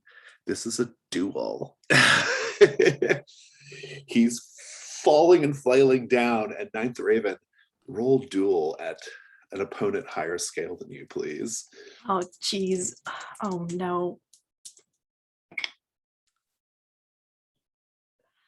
That's a 5. Yeah. It ain't great. You're marking your style element, and he defeats you soundly. It's a very so let's look at the move here. If your scale's below your foes, yeah, you lost. So you mark an XP, but he's flipping and flailing, and you also have to mark your fire element. And before you can get out of the way, he just a booted foot lands on your head, just pow, and you go spinning face first into the sand, unconscious. And he's there. He's like, "Oh, I'm so sorry. Oh." He's like, oh. To you, Fifth Raven, it's you again. Hey, I'm glad to see you're okay. I wanted to Last let time you I know saw that my back feels much better, though. Good. Although, I think I may have done something just now. Oh. Do you want me to look at it again? Could you? What's going on here? Your friend. I'm so sorry. And no, it's accidents happen. It's okay. Just lay down here and let me take a look at what's going on with you. Oh, thank you so much. He says hello to you, Stone of the Heavens. Hello. I think your friend might need some help. They look like they're pretty well out of it. Yeah, you got them a pretty good hit on them. Yeah, well, it's I suppose I owe them my life since they sort of broke my fall, didn't they? Yes. Here, let me take a look at your back and maybe Stone of Heavens. You can see the Ninth Raven and try to help them out. I will do my best, but could you at least wake them up? Stone of the Heavens is stone, or Ninth Raven is stone cold unconscious right now. Yeah. Just completely knocked out. Just burst in pitful of sand, and I can't tell you about you. He did this on purpose. Exactly. Yeah, Of the three of course. you, only Ninth Raven knows about you, right? So Yeah. he says, "I actually think I feel okay. I don't want to slow you down. What's in this? What's in this cave? Secrets. Oh, Secrets that I think You just you that fell that face people first have been from. killed for. oh, that sounds terrifying. You probably shouldn't go in there then, huh? No, it's exactly where we're going. Oh, And I'll reach down and I'll pick up or help up Ninth Raven yeah, Ninth and Raven's try to help them unconscious. to their feet. Oh, okay, yeah. This is So I'm totally just gonna unconscious. Ragdoll. Ragdoll. all right. Yep. Yeah, so I'll I guess I'll fireman carry Ninth Raven. Oh, you're gonna do it, Stone? Okay. I'll do it. Yeah. Yeah. You can have my spade for the moment. Okay. All right. Yeah. Let's go in here. And Hugh says, I'm, this beach is so remote. I feel a little weird. Just wait for me." And he goes behind you into the cave. Okay. Shadowless morning. Once you're done with the old woman, what do you do? I am going to try and follow the way that Yin went to see if Yin would like to have tea. Yeah, you can find Yin in the bar. No problem. Okay.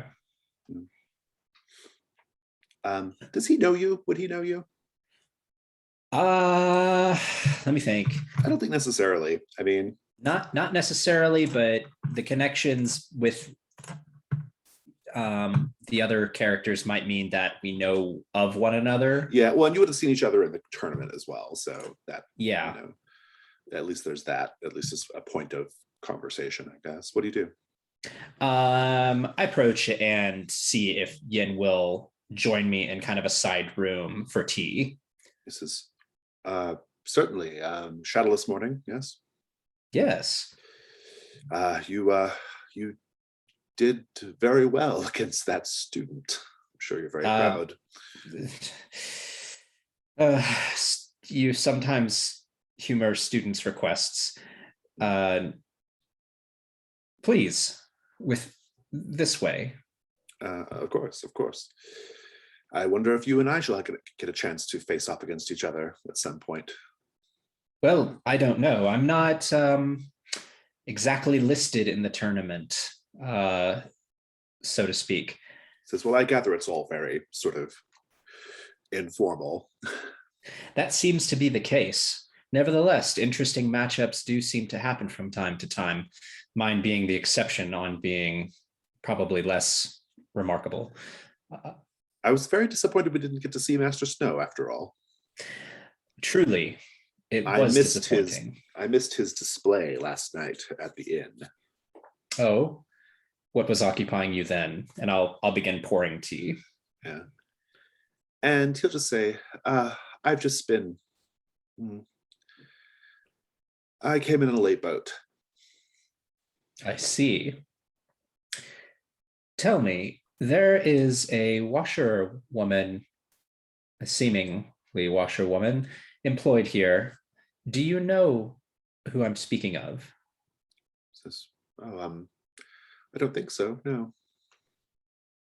You're quite certain? I could have sworn that I saw the two of you speaking. I suppose it's possible, but I don't really pay attention to peasants. Do you? Yes, as a matter of fact. Well, You see, we're different that way then, aren't we? lots of things around here are not what they appear to be. You're sure you don't know the washerwoman? And I think I'm trying to hearts and minds. I don't think you have enough leverage. Okay. I don't think he's susceptible to your words. Okay. Because he clearly doesn't want to tell you. So, Sure. So to You got to make him susceptible to your words somehow. right. Tell me, who is your master? He says, I'm self-taught. Self-taught, leopard. What? That's not the name of his fighting style. That's His style is called rolling leopard style, and he rolling is leopard style. mighty leopard cub. Mighty leopard cub. Well, we have another leopard here. Oh, The one that casts shadow. oh yes, I heard people chatting about that. That was before I arrived at the tournament. I didn't get a chance to experience it myself. I'm told that this person is quite a sore point for Gilded Eel. That seems to be the case. And truly, the two leopards have nothing in common. Do you mean myself and this other person? Yes. It is just happenstance that we have taken the same animal as our inspiration for our Wulin name and style. I don't think there's anything to be drawn from it. See. There are only so many animals in the world, after all. So no master, two leopards, and you are just self-taught. In a sort of way, yes. That's Where is this going, Shadowless Morning? You seem like you have something you want to ask me. well. I'm just trying to learn more about what's going on here. As I said, not everything is as it appears around here, and questions are often the best way to learn rather than He says, doing "Look, everything obliquely." I need to go entertain my fan base. I assume I'll see you tonight at the secret gathering for those who won their match. I suppose so, but how will you get in?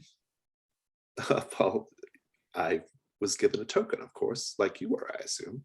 Really? And Yes. where is yours? Oh, I'm sure it's right here. And he goes for his pocket, says, oh, I must have left it in my room. I don't think you did. And I want to know what you know about the washerwoman. Okay, good. That, I think now you're there. Go ahead and roll hearts and minds. Okay.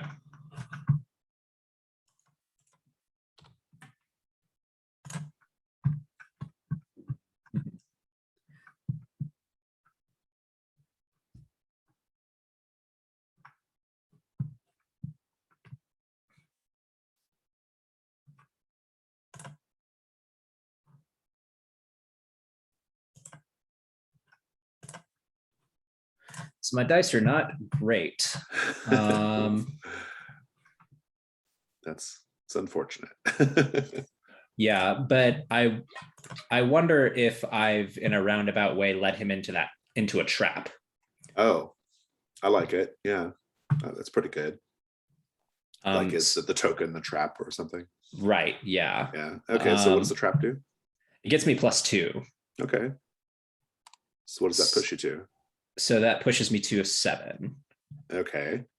And that means that they may do what you wish, or they can do one of these options here. I'm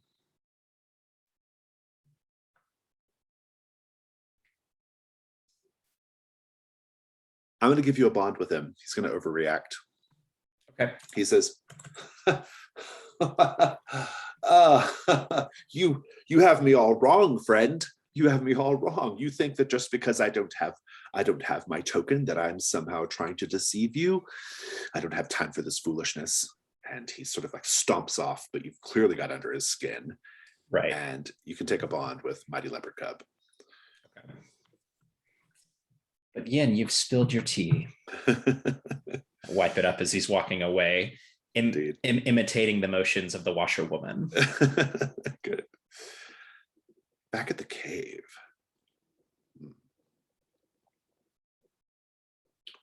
Back at the cave. Fifth Raven, it's empty. There's nothing in it. Nothing. Nothing. There's got to be a piece of something, a blood splatter from when all those ox people were slaughtered. There's You got could to do a be. study. Do a study. Yeah. All right. Yeah, the only thing I have left is earth. You all need to get some comforting and supporting going on. Yeah. Oh, sweet. 12. Nice. 2 6s. Yeah, that's great. Basic information.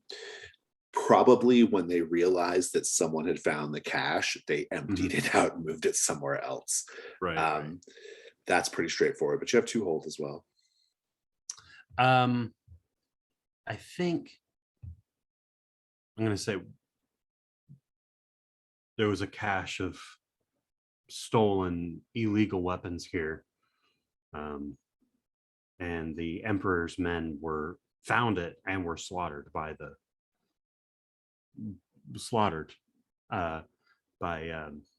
Gilded Eel's men. But there's a secret entrance into the palace. That much I can show you. I'll let Stone of the Heavens pick up, but you had something to say. If not. Yeah. Oh, you is still here?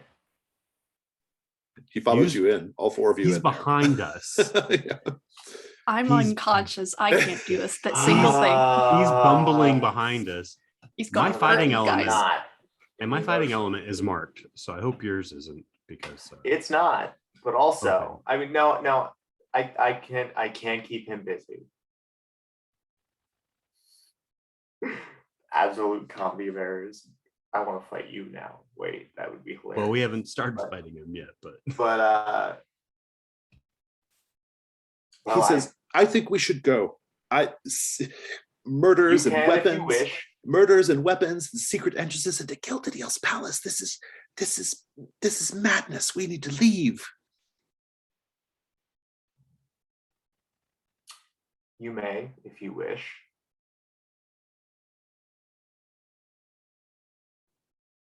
And he begins backing up slowly. And it's like, this is bad. This is really, really bad. And he trips and falls in the darkness. You just hear him go, ah. I'll go after him. I won't. Yeah. I guess also because I have, Ninth Raven on my shoulders. Yeah. You is hanging from a ledge. There's a little ravine in the cave. Mm-hmm.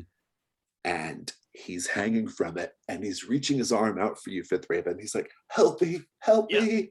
Yeah, I'll help him up. Out of character, he's trying to grab you and pull you in. Right. Yeah, I figured Of that. course. It's going to be an overcome to avoid this. Okay. Let's see here.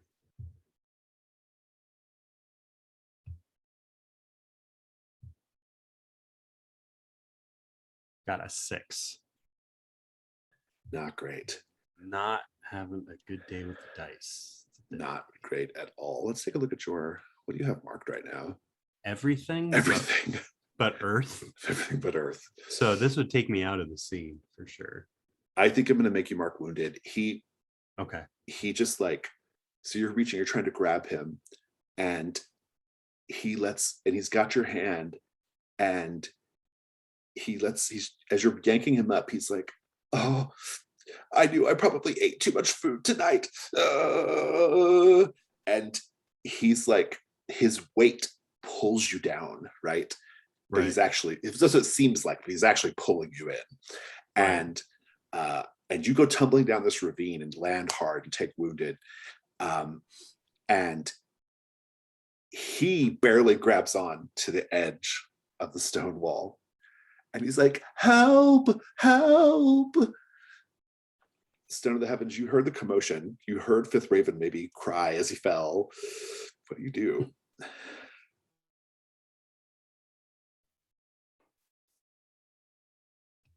I will definitely. This is hard. I don't want to abandon Ninth Raven, and I need both hands to pull them up. You might have to just set them down, and then go after Fifth Raven. I mean, I think I have a better plan. I think I will run over there, drop my staff, and then just sort of put leverage on one end and say, grab hold. And you will do that. He'll grab hold and he'll scramble up. He'll say, thank you. Oh, that poor man, he fell down the ravine. Yes. I hope are you okay down there? I'm okay. Oh, that really hurt. I think a rib's broken.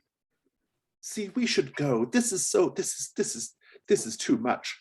This is so dangerous. I don't even know what we're doing. I can't believe I let you all drag me into this.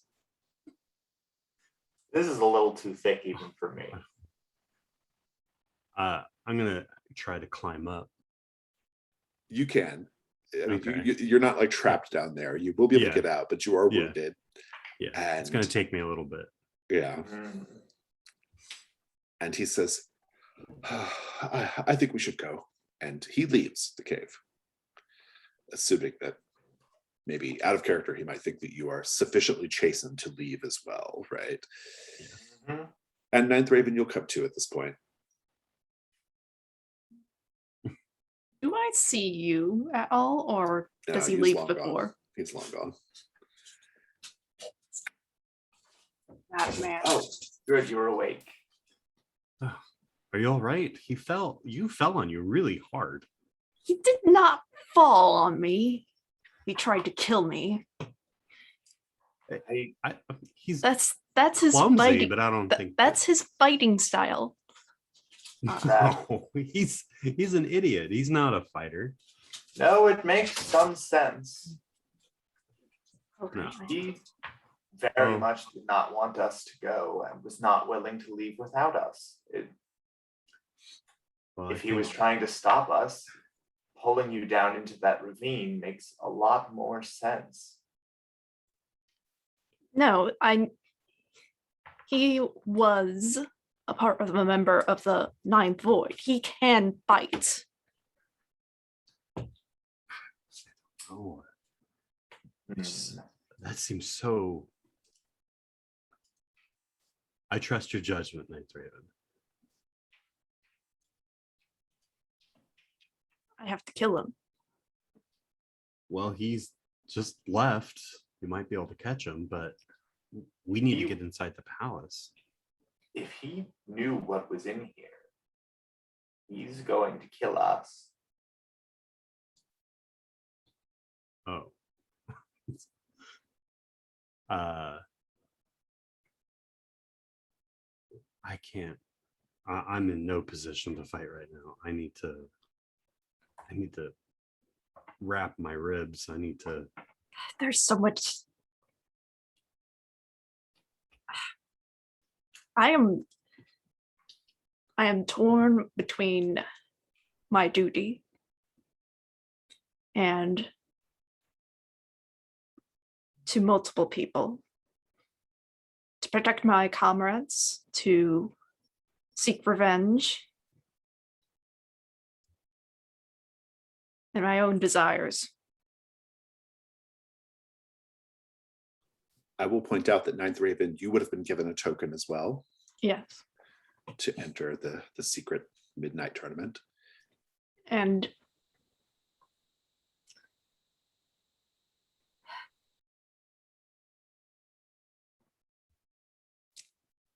Fifth Raven.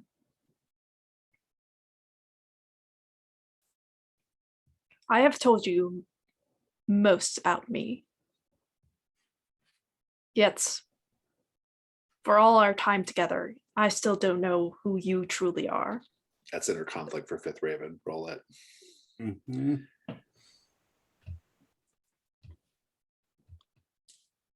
It's at -2, by the way. Yeah. That'd be a 3. Yeah. So I can leave the scene.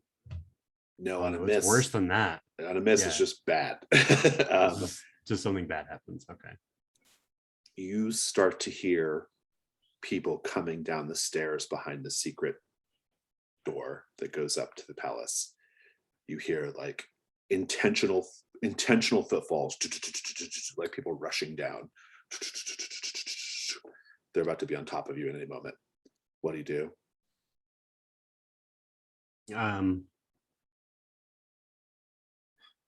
Again, Ninth Raven, we don't have time for this.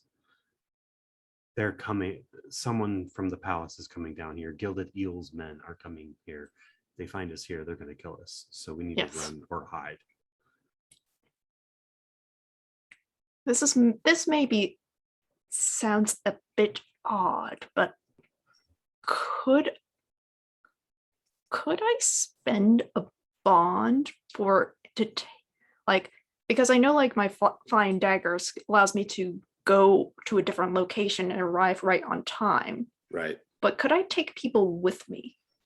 Oh, yeah, I like that. What does the move say? You may spend a bond with someone to arrive at their location. If you consent, others may spend a bond with you to have you show up in the nick of time. Say how you arrived so fortuitously. I like the reverse. I think that's okay. Do you have a bond with one of these? I have a bond with Stone of the Heavens. Okay. So the two of you could get out of there, is that what you're saying? And leave Fifth Raven, whose style element is marked in the cave. No. Be a good montage for later. I won't. God, I don't want to leave Fifth Raven, but I cannot fight right now. I don't know what to do. That's pretty much all I can do, unless someone helps. Running is y'all's only Yeah. option I mean, at this point. Fifth Raven has a bond with Ninth Raven, so they could spend their bond to show up where Ninth Raven went. Wasn't that how the move worked? So they like, yeah. So it's like A daisy chain. a daisy chain of random appearances. I think if you all just want to run, it's fine. I don't need any rolls. Okay. Just if you all run, if you all just run at this point. We're running. Yeah. Okay. I think that's fine. That's good. But there feels like there's a lot of unsaid stuff going on here. There's a lot of like drama going on here, and things are getting heated. Shadowless Morning, what do you do after your eventful tea with Mighty Leopard Cub? Yeah, so I actually played that trap move incorrectly. Sorry about that. Yeah, it's okay. We'll just roll with it. It's fine. Okay. So then I think I guess I'm waiting for the evening tournament since I can't find Stone of the Heavens anywhere around this town. Yeah, the evening tournament. I mean, the late night tournament. Ninth Raven, you're entitled to go into the palace to do that if you wish, and so are you, Shadowless Morning. Fifth Raven and Stone of the Heavens, you are not, because you don't have a token. I suppose you could sneak in, but you can't go in through the front door. Who's interested in going to the midnight tournament? Sounds like Shadowless Morning is. I'm interested, but however, I want to have a couple moves go off first because You all need some comfort and support, I think, Yeah. at some point. Yeah. Yeah. And since I've seen you fight several times now, like I think at least 3 times, maybe 4, I'm not sure. 3, I think, at least 3. Yeah. Mm-hmm. Because there was 3. Okay. You want to do a new technique? Yeah, because like I am planning on killing him. I don't know how many steps above me he is. That's true, but you can still get you can still gain scale on him. He is higher than you, so you know that much. Okay, that sounds good. Stone of the Heavens, what are you interested in doing right now? Now I want to convince Ninth Raven to give me their coin. Good. That's a hearts and minds. Okay, good. Like that. Fifth Raven, what about you? I think I'm gonna do You can also do scenes where you just like tend to yourself to get your elements cleared as well. Yeah, So that's what I'm gonna be doing, a little montage of me bandaging my ribs and doing some meditations. And let's have that. Let's do that. So what does that scene look like? Yeah, I'm doing some self acupuncture. I'll actually do it for all of them. We can all just be doing a little acupuncture session. Acupuncture session. Okay. One of them can bandage my ribs. We have steady hands. We're martial artists. Yeah, you can like just tightly bandage my ribs so I can like move without too much pain, and we can. I don't know how much we can clear. I think if we just have this scene with, whoever wants to like participate in this can either unmark wounded or unmark their style element. So, or whatever element they want to unmark. I want to skip out on this actually. Okay. Oh, you don't want to participate. And try and go to that tournament. Okay. Let's just go to Ninth Raven. Would you willingly give up the token, or do you need to be convinced? I need to be convinced because, like, I'm convinced that by spending this token, I will get to you and I'll be able to kill him. There will be more chances for you to earn a token. But there won't be for me. I need to act tonight.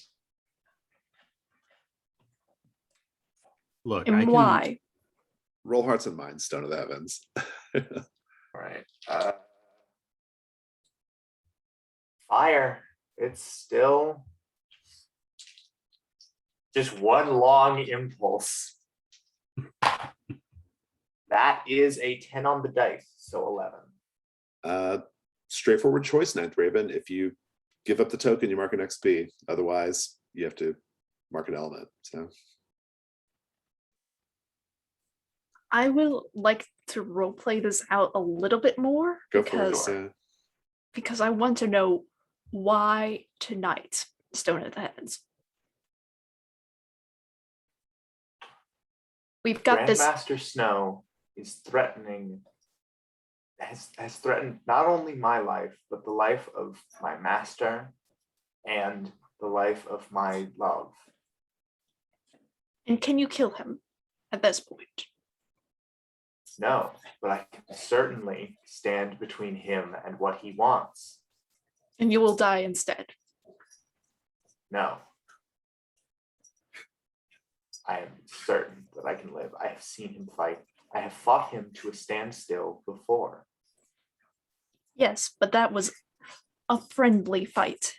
If you face him now, he will kill you. He's killed hundreds of other people. I will just go if there's the unanswered question as well of why John was trying to have you poisoned. Oh yeah, I guess I haven't put that together yet. Stone of the Heavens is not thinking about that right now. However, I am certain that I can kill you tonight. You're far too injured. He's technically right.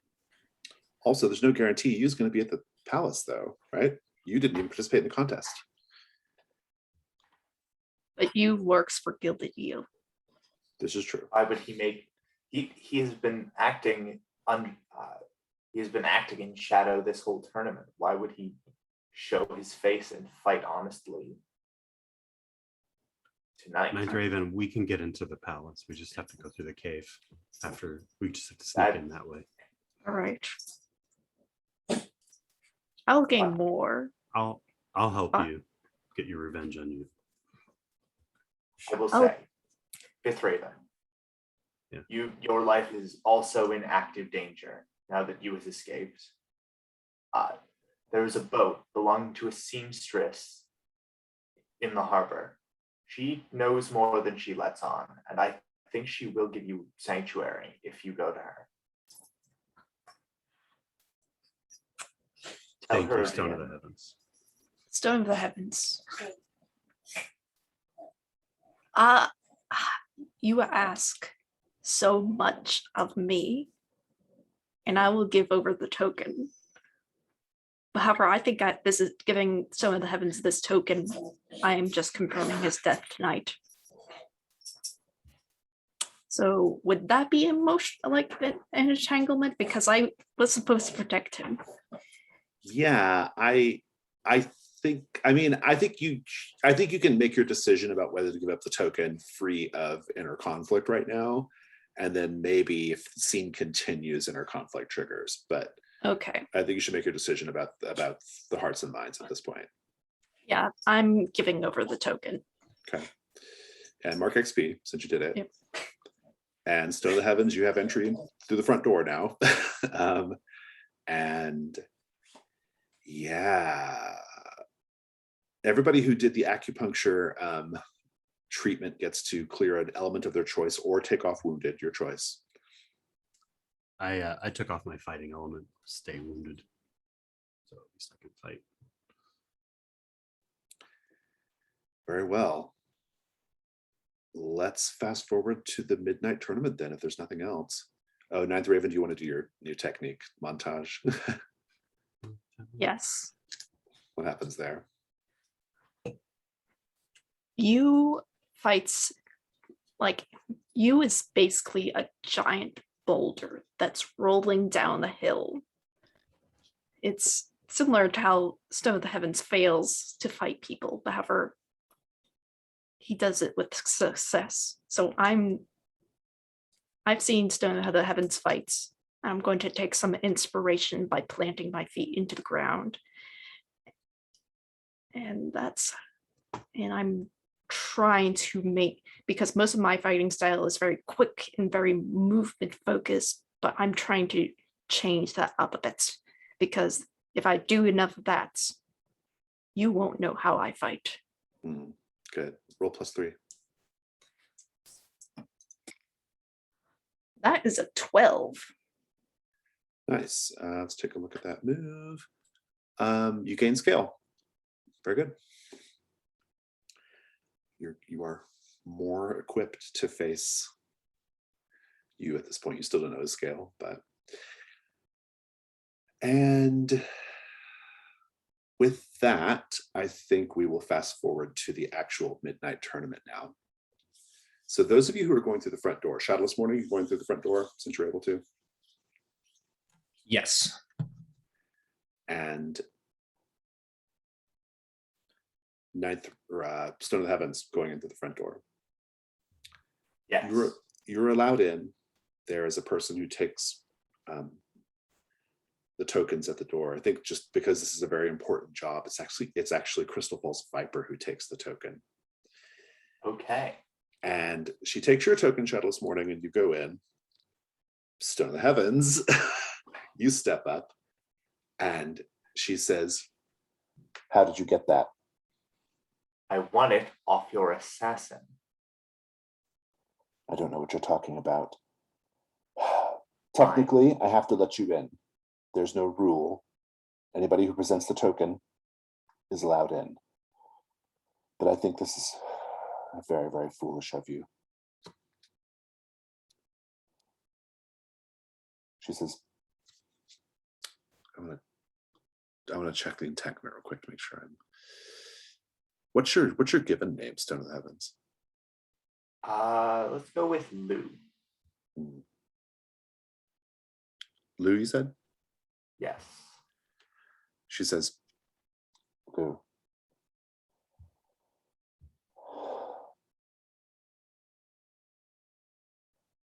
I have hidden my heart from you for so long.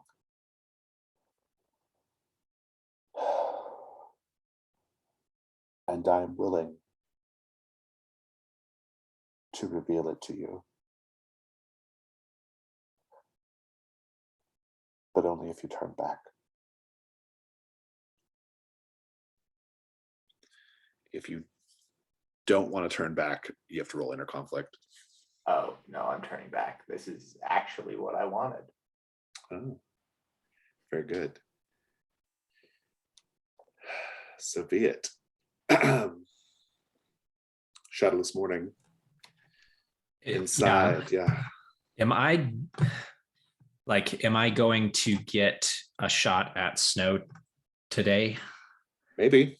I mean, Okay. so everyone is gathered inside this, like sort of reception hall in the palace, deep in the palace.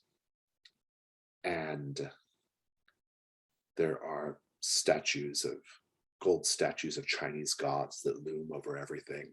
It's very like grand hall. And Gildadeel is there sitting in a throne. And the 4 grandmasters, the 2 secret ones, and Master Snow and Master Harmonious Eagle are all there as well. As are many of the contestants, the ones who had a token, whether they won or not. Maybe some of them got their tokens other ways. What are you doing in this sort of like lead up to this Shadowless morning? Well, one thing that I wanted to do, if I'm going against Snow, was to use this trap move correctly, and reveal a trap that I've secretly set. In that I trained Hua how to. I trained her part of my style and part of how I might try and defeat him here, but I haven't shown her the whole thing. I withheld some of that information intentionally, anticipating that Snow might press Hua for that information before this fight, and that's the trap. I like it. Do you want to roll that now? Yes. Go for it. So I think that is with Earth because it's a caution thing. Okay.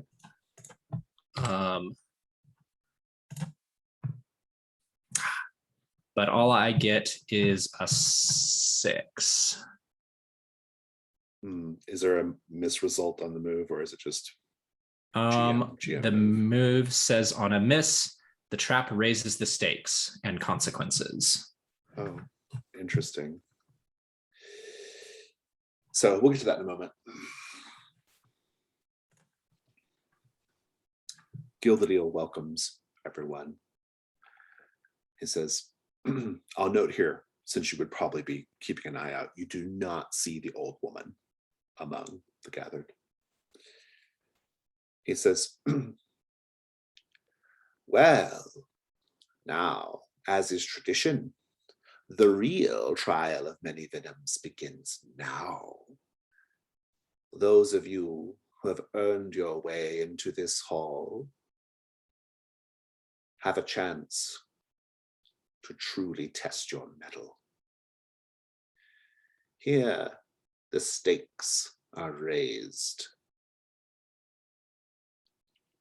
You will not leave this room as you entered it, whether you win or whether you lose. But your legend will be incomparable should you survive the night.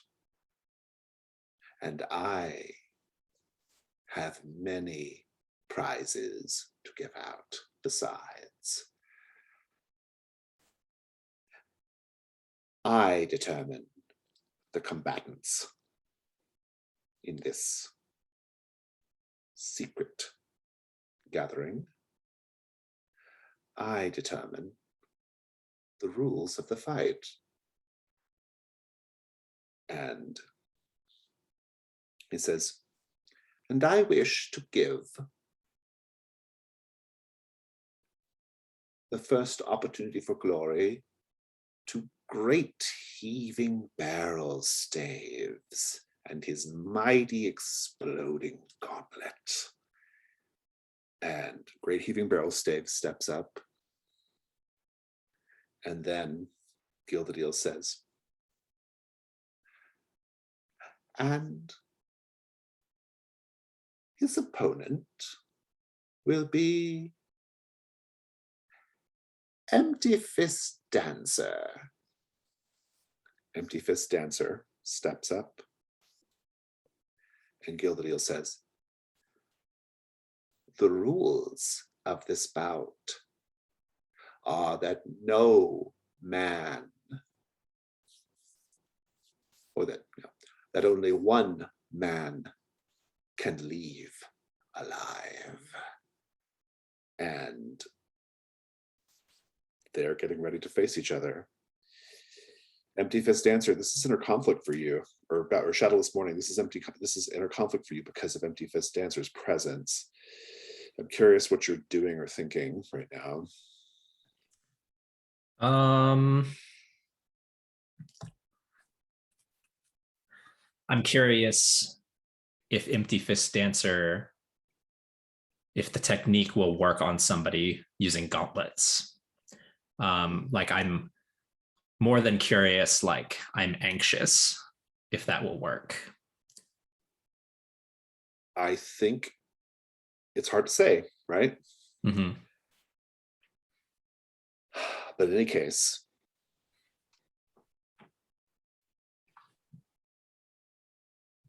do study. Okay.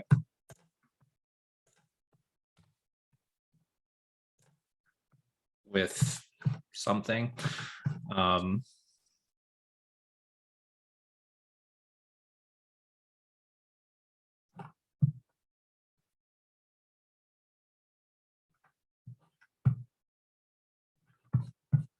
Yeah, it's like 4. Empty Fist Dancer's technique will not work on the bomb gauntlet. And if this goes badly, Empty Fist Dancer probably will not survive the fight because the stakes of the match are what they are.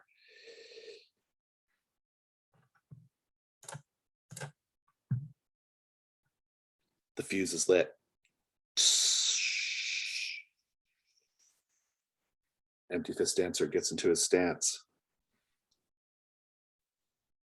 Gildadil raises his hand for the match to begin. And they begin. The entire time, Empty Fist Dancer is just trying to get his hands on the gauntlet. That's his style. He just keeps trying to like disarm Great Heaving Barrel Staves, and it's not working. And Great Heaving Barrel Staves is just keeping his distance. You know why? Because he needs for that fuse to get to the end. And he's just holding him off, parrying his blows, like kind of using his strength to wrench the gauntlet back whenever Empty Fist Dancer tries to get his hands on it. And the fuse is getting lower and lower. Great Heaving Barrel Staves is going to go for his singular blow very, very soon. Everybody in the hall is on the knife's edge. And we shall see what happens next week when we meet up again. And so, let's go to end of session. Everyone take a look at your entanglements. 5th, Raven. I disguised myself to, yes, that one came up. And the second one did not come up, so you get 2 XP for the first one. Let's go to Shadowless Morning. You get the first one. And what do you think about the second one, David? I don't know. I don't see it this session. Yeah, I don't either. It's not really singing to me. 9th Raven, I know Yin desires me, but Ming's Sky Daughter, who I pine for, loves them. Yes, I think that came up for sure. Yeah, I kept on trying to find him. I could not find him. I swore to Shadowless Morning that I would protect Stone of the Heavens, but they would be offended if they knew. I'm not sure. What do you think about that one? That one feels less. Well, it's more or less that, like, it came up early, like when we were fighting that shadow lady, in which I literally stabbed myself to get to her because like I had to defend my comrades and that sort of thing.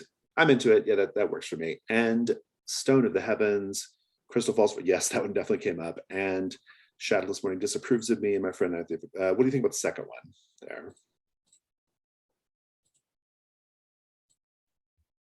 I don't think it really came up. We've sort of been in opposite orbits this session. Yeah, I think that's probably right. So you Yeah, get two I think 2 XP for yeah. the first one. it was kind of queued up 2 times and we kind of sidestepped it both times. Very good. We got 5 minutes barely to do stars and wishes. Let's do some stars and wishes. Stars, things you enjoyed. Wishes, things you hope to see in our last session next week. I know we don't have one the weekend of Halloween. So yeah, this will be This was a 4 sessions, right? Yeah, that's right. Yeah. So next week will be the last one. So yeah, let's just do stars and wishes. Whoever wants to go for it.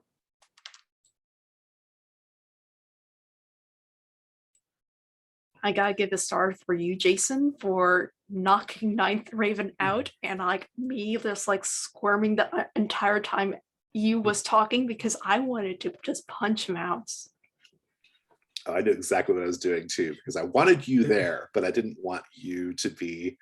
I knew that Ninth Raven is the only one who knows you's secret among the 3 of them. So yeah, it was very important to get Ninth Raven knocked out. Yeah. I really liked the darkness sound fight. It was cool that because martial artists, you're very physical and material, and we're fighting against something where we can't see, literally. We can't see in the darkness, and then we can't see our opponent, and we can't feel or do anything about the sound either. It just sort of hits you. So that was a really interesting challenge to try to figure out how to address it as a player. Like, how do I address this as a martial artist? I really liked that, and I think that Shadowless Morning, David, your solution of interweaving your tapestry in between the strings was a really cool idea. I've got a star for I loved Shadowless Morning. Sometimes you have a character who sort of splits off from the group whenever you're playing a game, and those are great opportunities to really see characters kind of really get deep into the setting. And I think we got to see a lot of that with Shadowless Morning. I thought that was really fun. I enjoyed the sort of confronting Yin. I thought that was great. Really liked just the sort of like the way you've used Hua as the fulcrum to get at Master Snow. I thought that was really enjoyable. So star there. I loved the cave scene. I thought the cave scene was really fun. And I just like how it all played out. I thought that was really great. And kind of a star for I would say that like last time I felt like Stone of the Heavens was kind of like the spotlight character last week.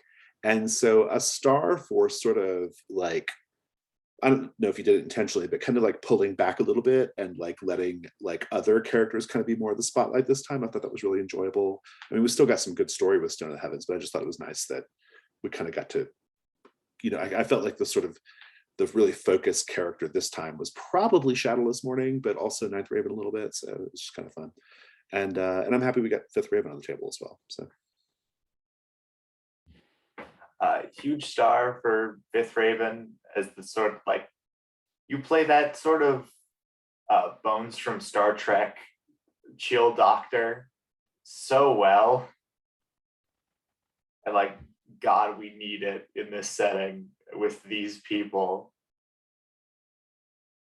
I don't know. I feel like I missed you last session, I guess. The energy is really welcome to have back. Well, I think it's, because Stone of Heavens and Ninth Raven are just so impulsive and just like, I'm just going to go punch somebody. Like,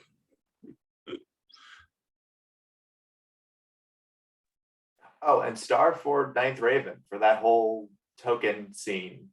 And I guess just enabling the cave to take place. You get credit for that.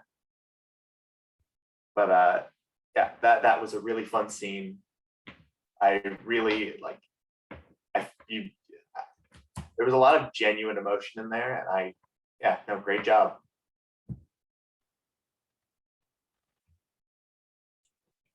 I really want to see how many bodies will end up at the last session, just like who is going to die. The way I'm rolling, probably me. Yeah, I think stars from me to you all, for Jason continuing on the hapless turtle technique. Is that what you called it? That's wonderful and awesome. Turtle, yeah. That's a great character to see, especially in the cave setting. And some creative use of the dual move is really neat in that context. Star to Ninth Raven, really kind of to everybody for that in the dark fight scene.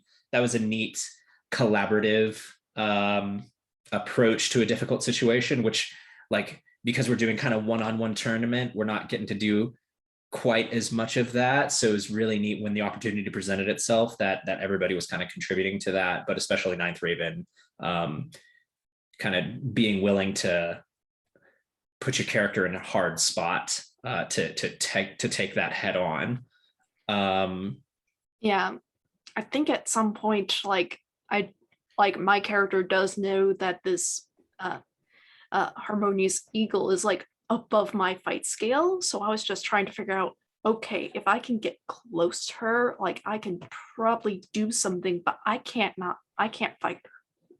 Yeah, trying to talk her down was the right choice, right? That was the right thing to do. Yeah. I think star for Fifth Raven for coming back strong, making your presence known in the like what remains of the story, playing back into your acupuncture thing with both with you and with the other characters was fun to see. And then my star for Stone of the Heavens is kind of leaning into that you're this like younger fighter aspects of your character, and being kind of impulsive, and really going, like, really trying to punch above your weight and being willing to do that and try and get the token from Ninth Raven. Thought that was neat. Wishes to see Ninth Raven with the showdown with you. I really hope that happens, even as like a, in the back, fighting in the back of the palace and not in the tournament of the palace. Like, I'm excited for what that could be like if it happens. Wish for my own character to have the showdown with Snow that we've spent a lot of time kind of building towards. Man, wish for Stone of the Heavens to reveal and embrace whatever power he's got to be concealing. We'll see if that happens. That'd be neat if that managed to happen. Yeah.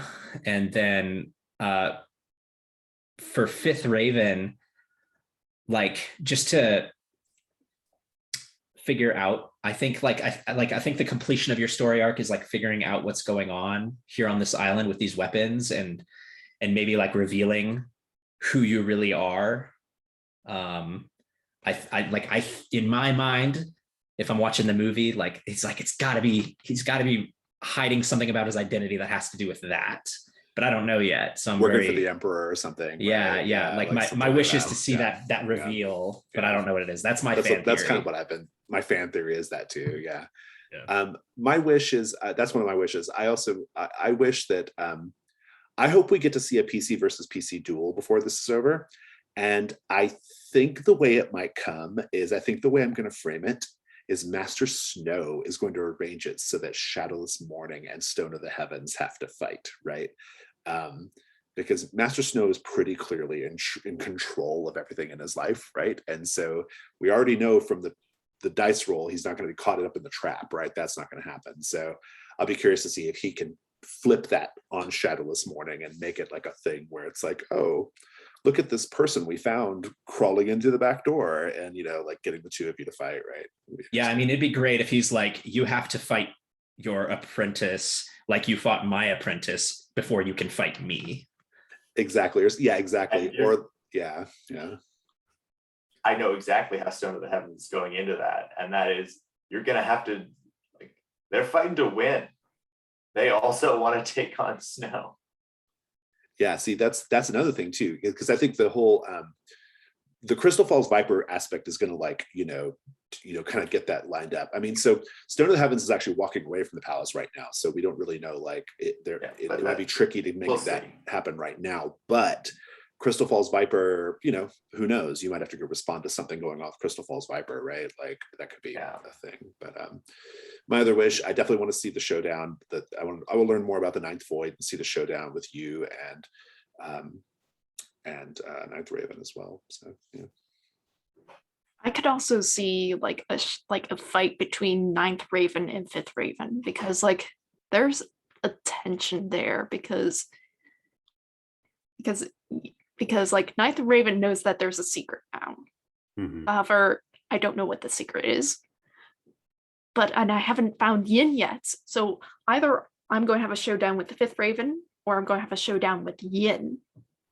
That's just going to blow We up haven't even in my talked about face. Sky Daughter, right? I haven't seen her. You haven't seen her yet.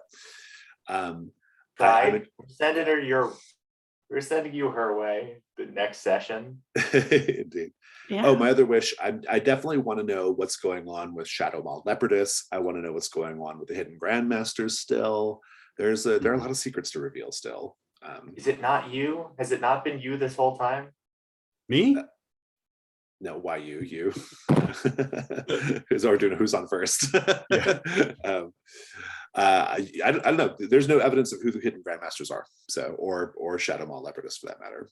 Although certainly David was implying that the old woman is Shadow Maw Leopardess, right? But I have a theory as to who one of the Grandmasters is. I think it might be Sky Daughter, because one of them did leave during Yin's fight. that's right. Yeah, that is the thing that happened. Yeah. Awesome. Any other stars and wishes before we go?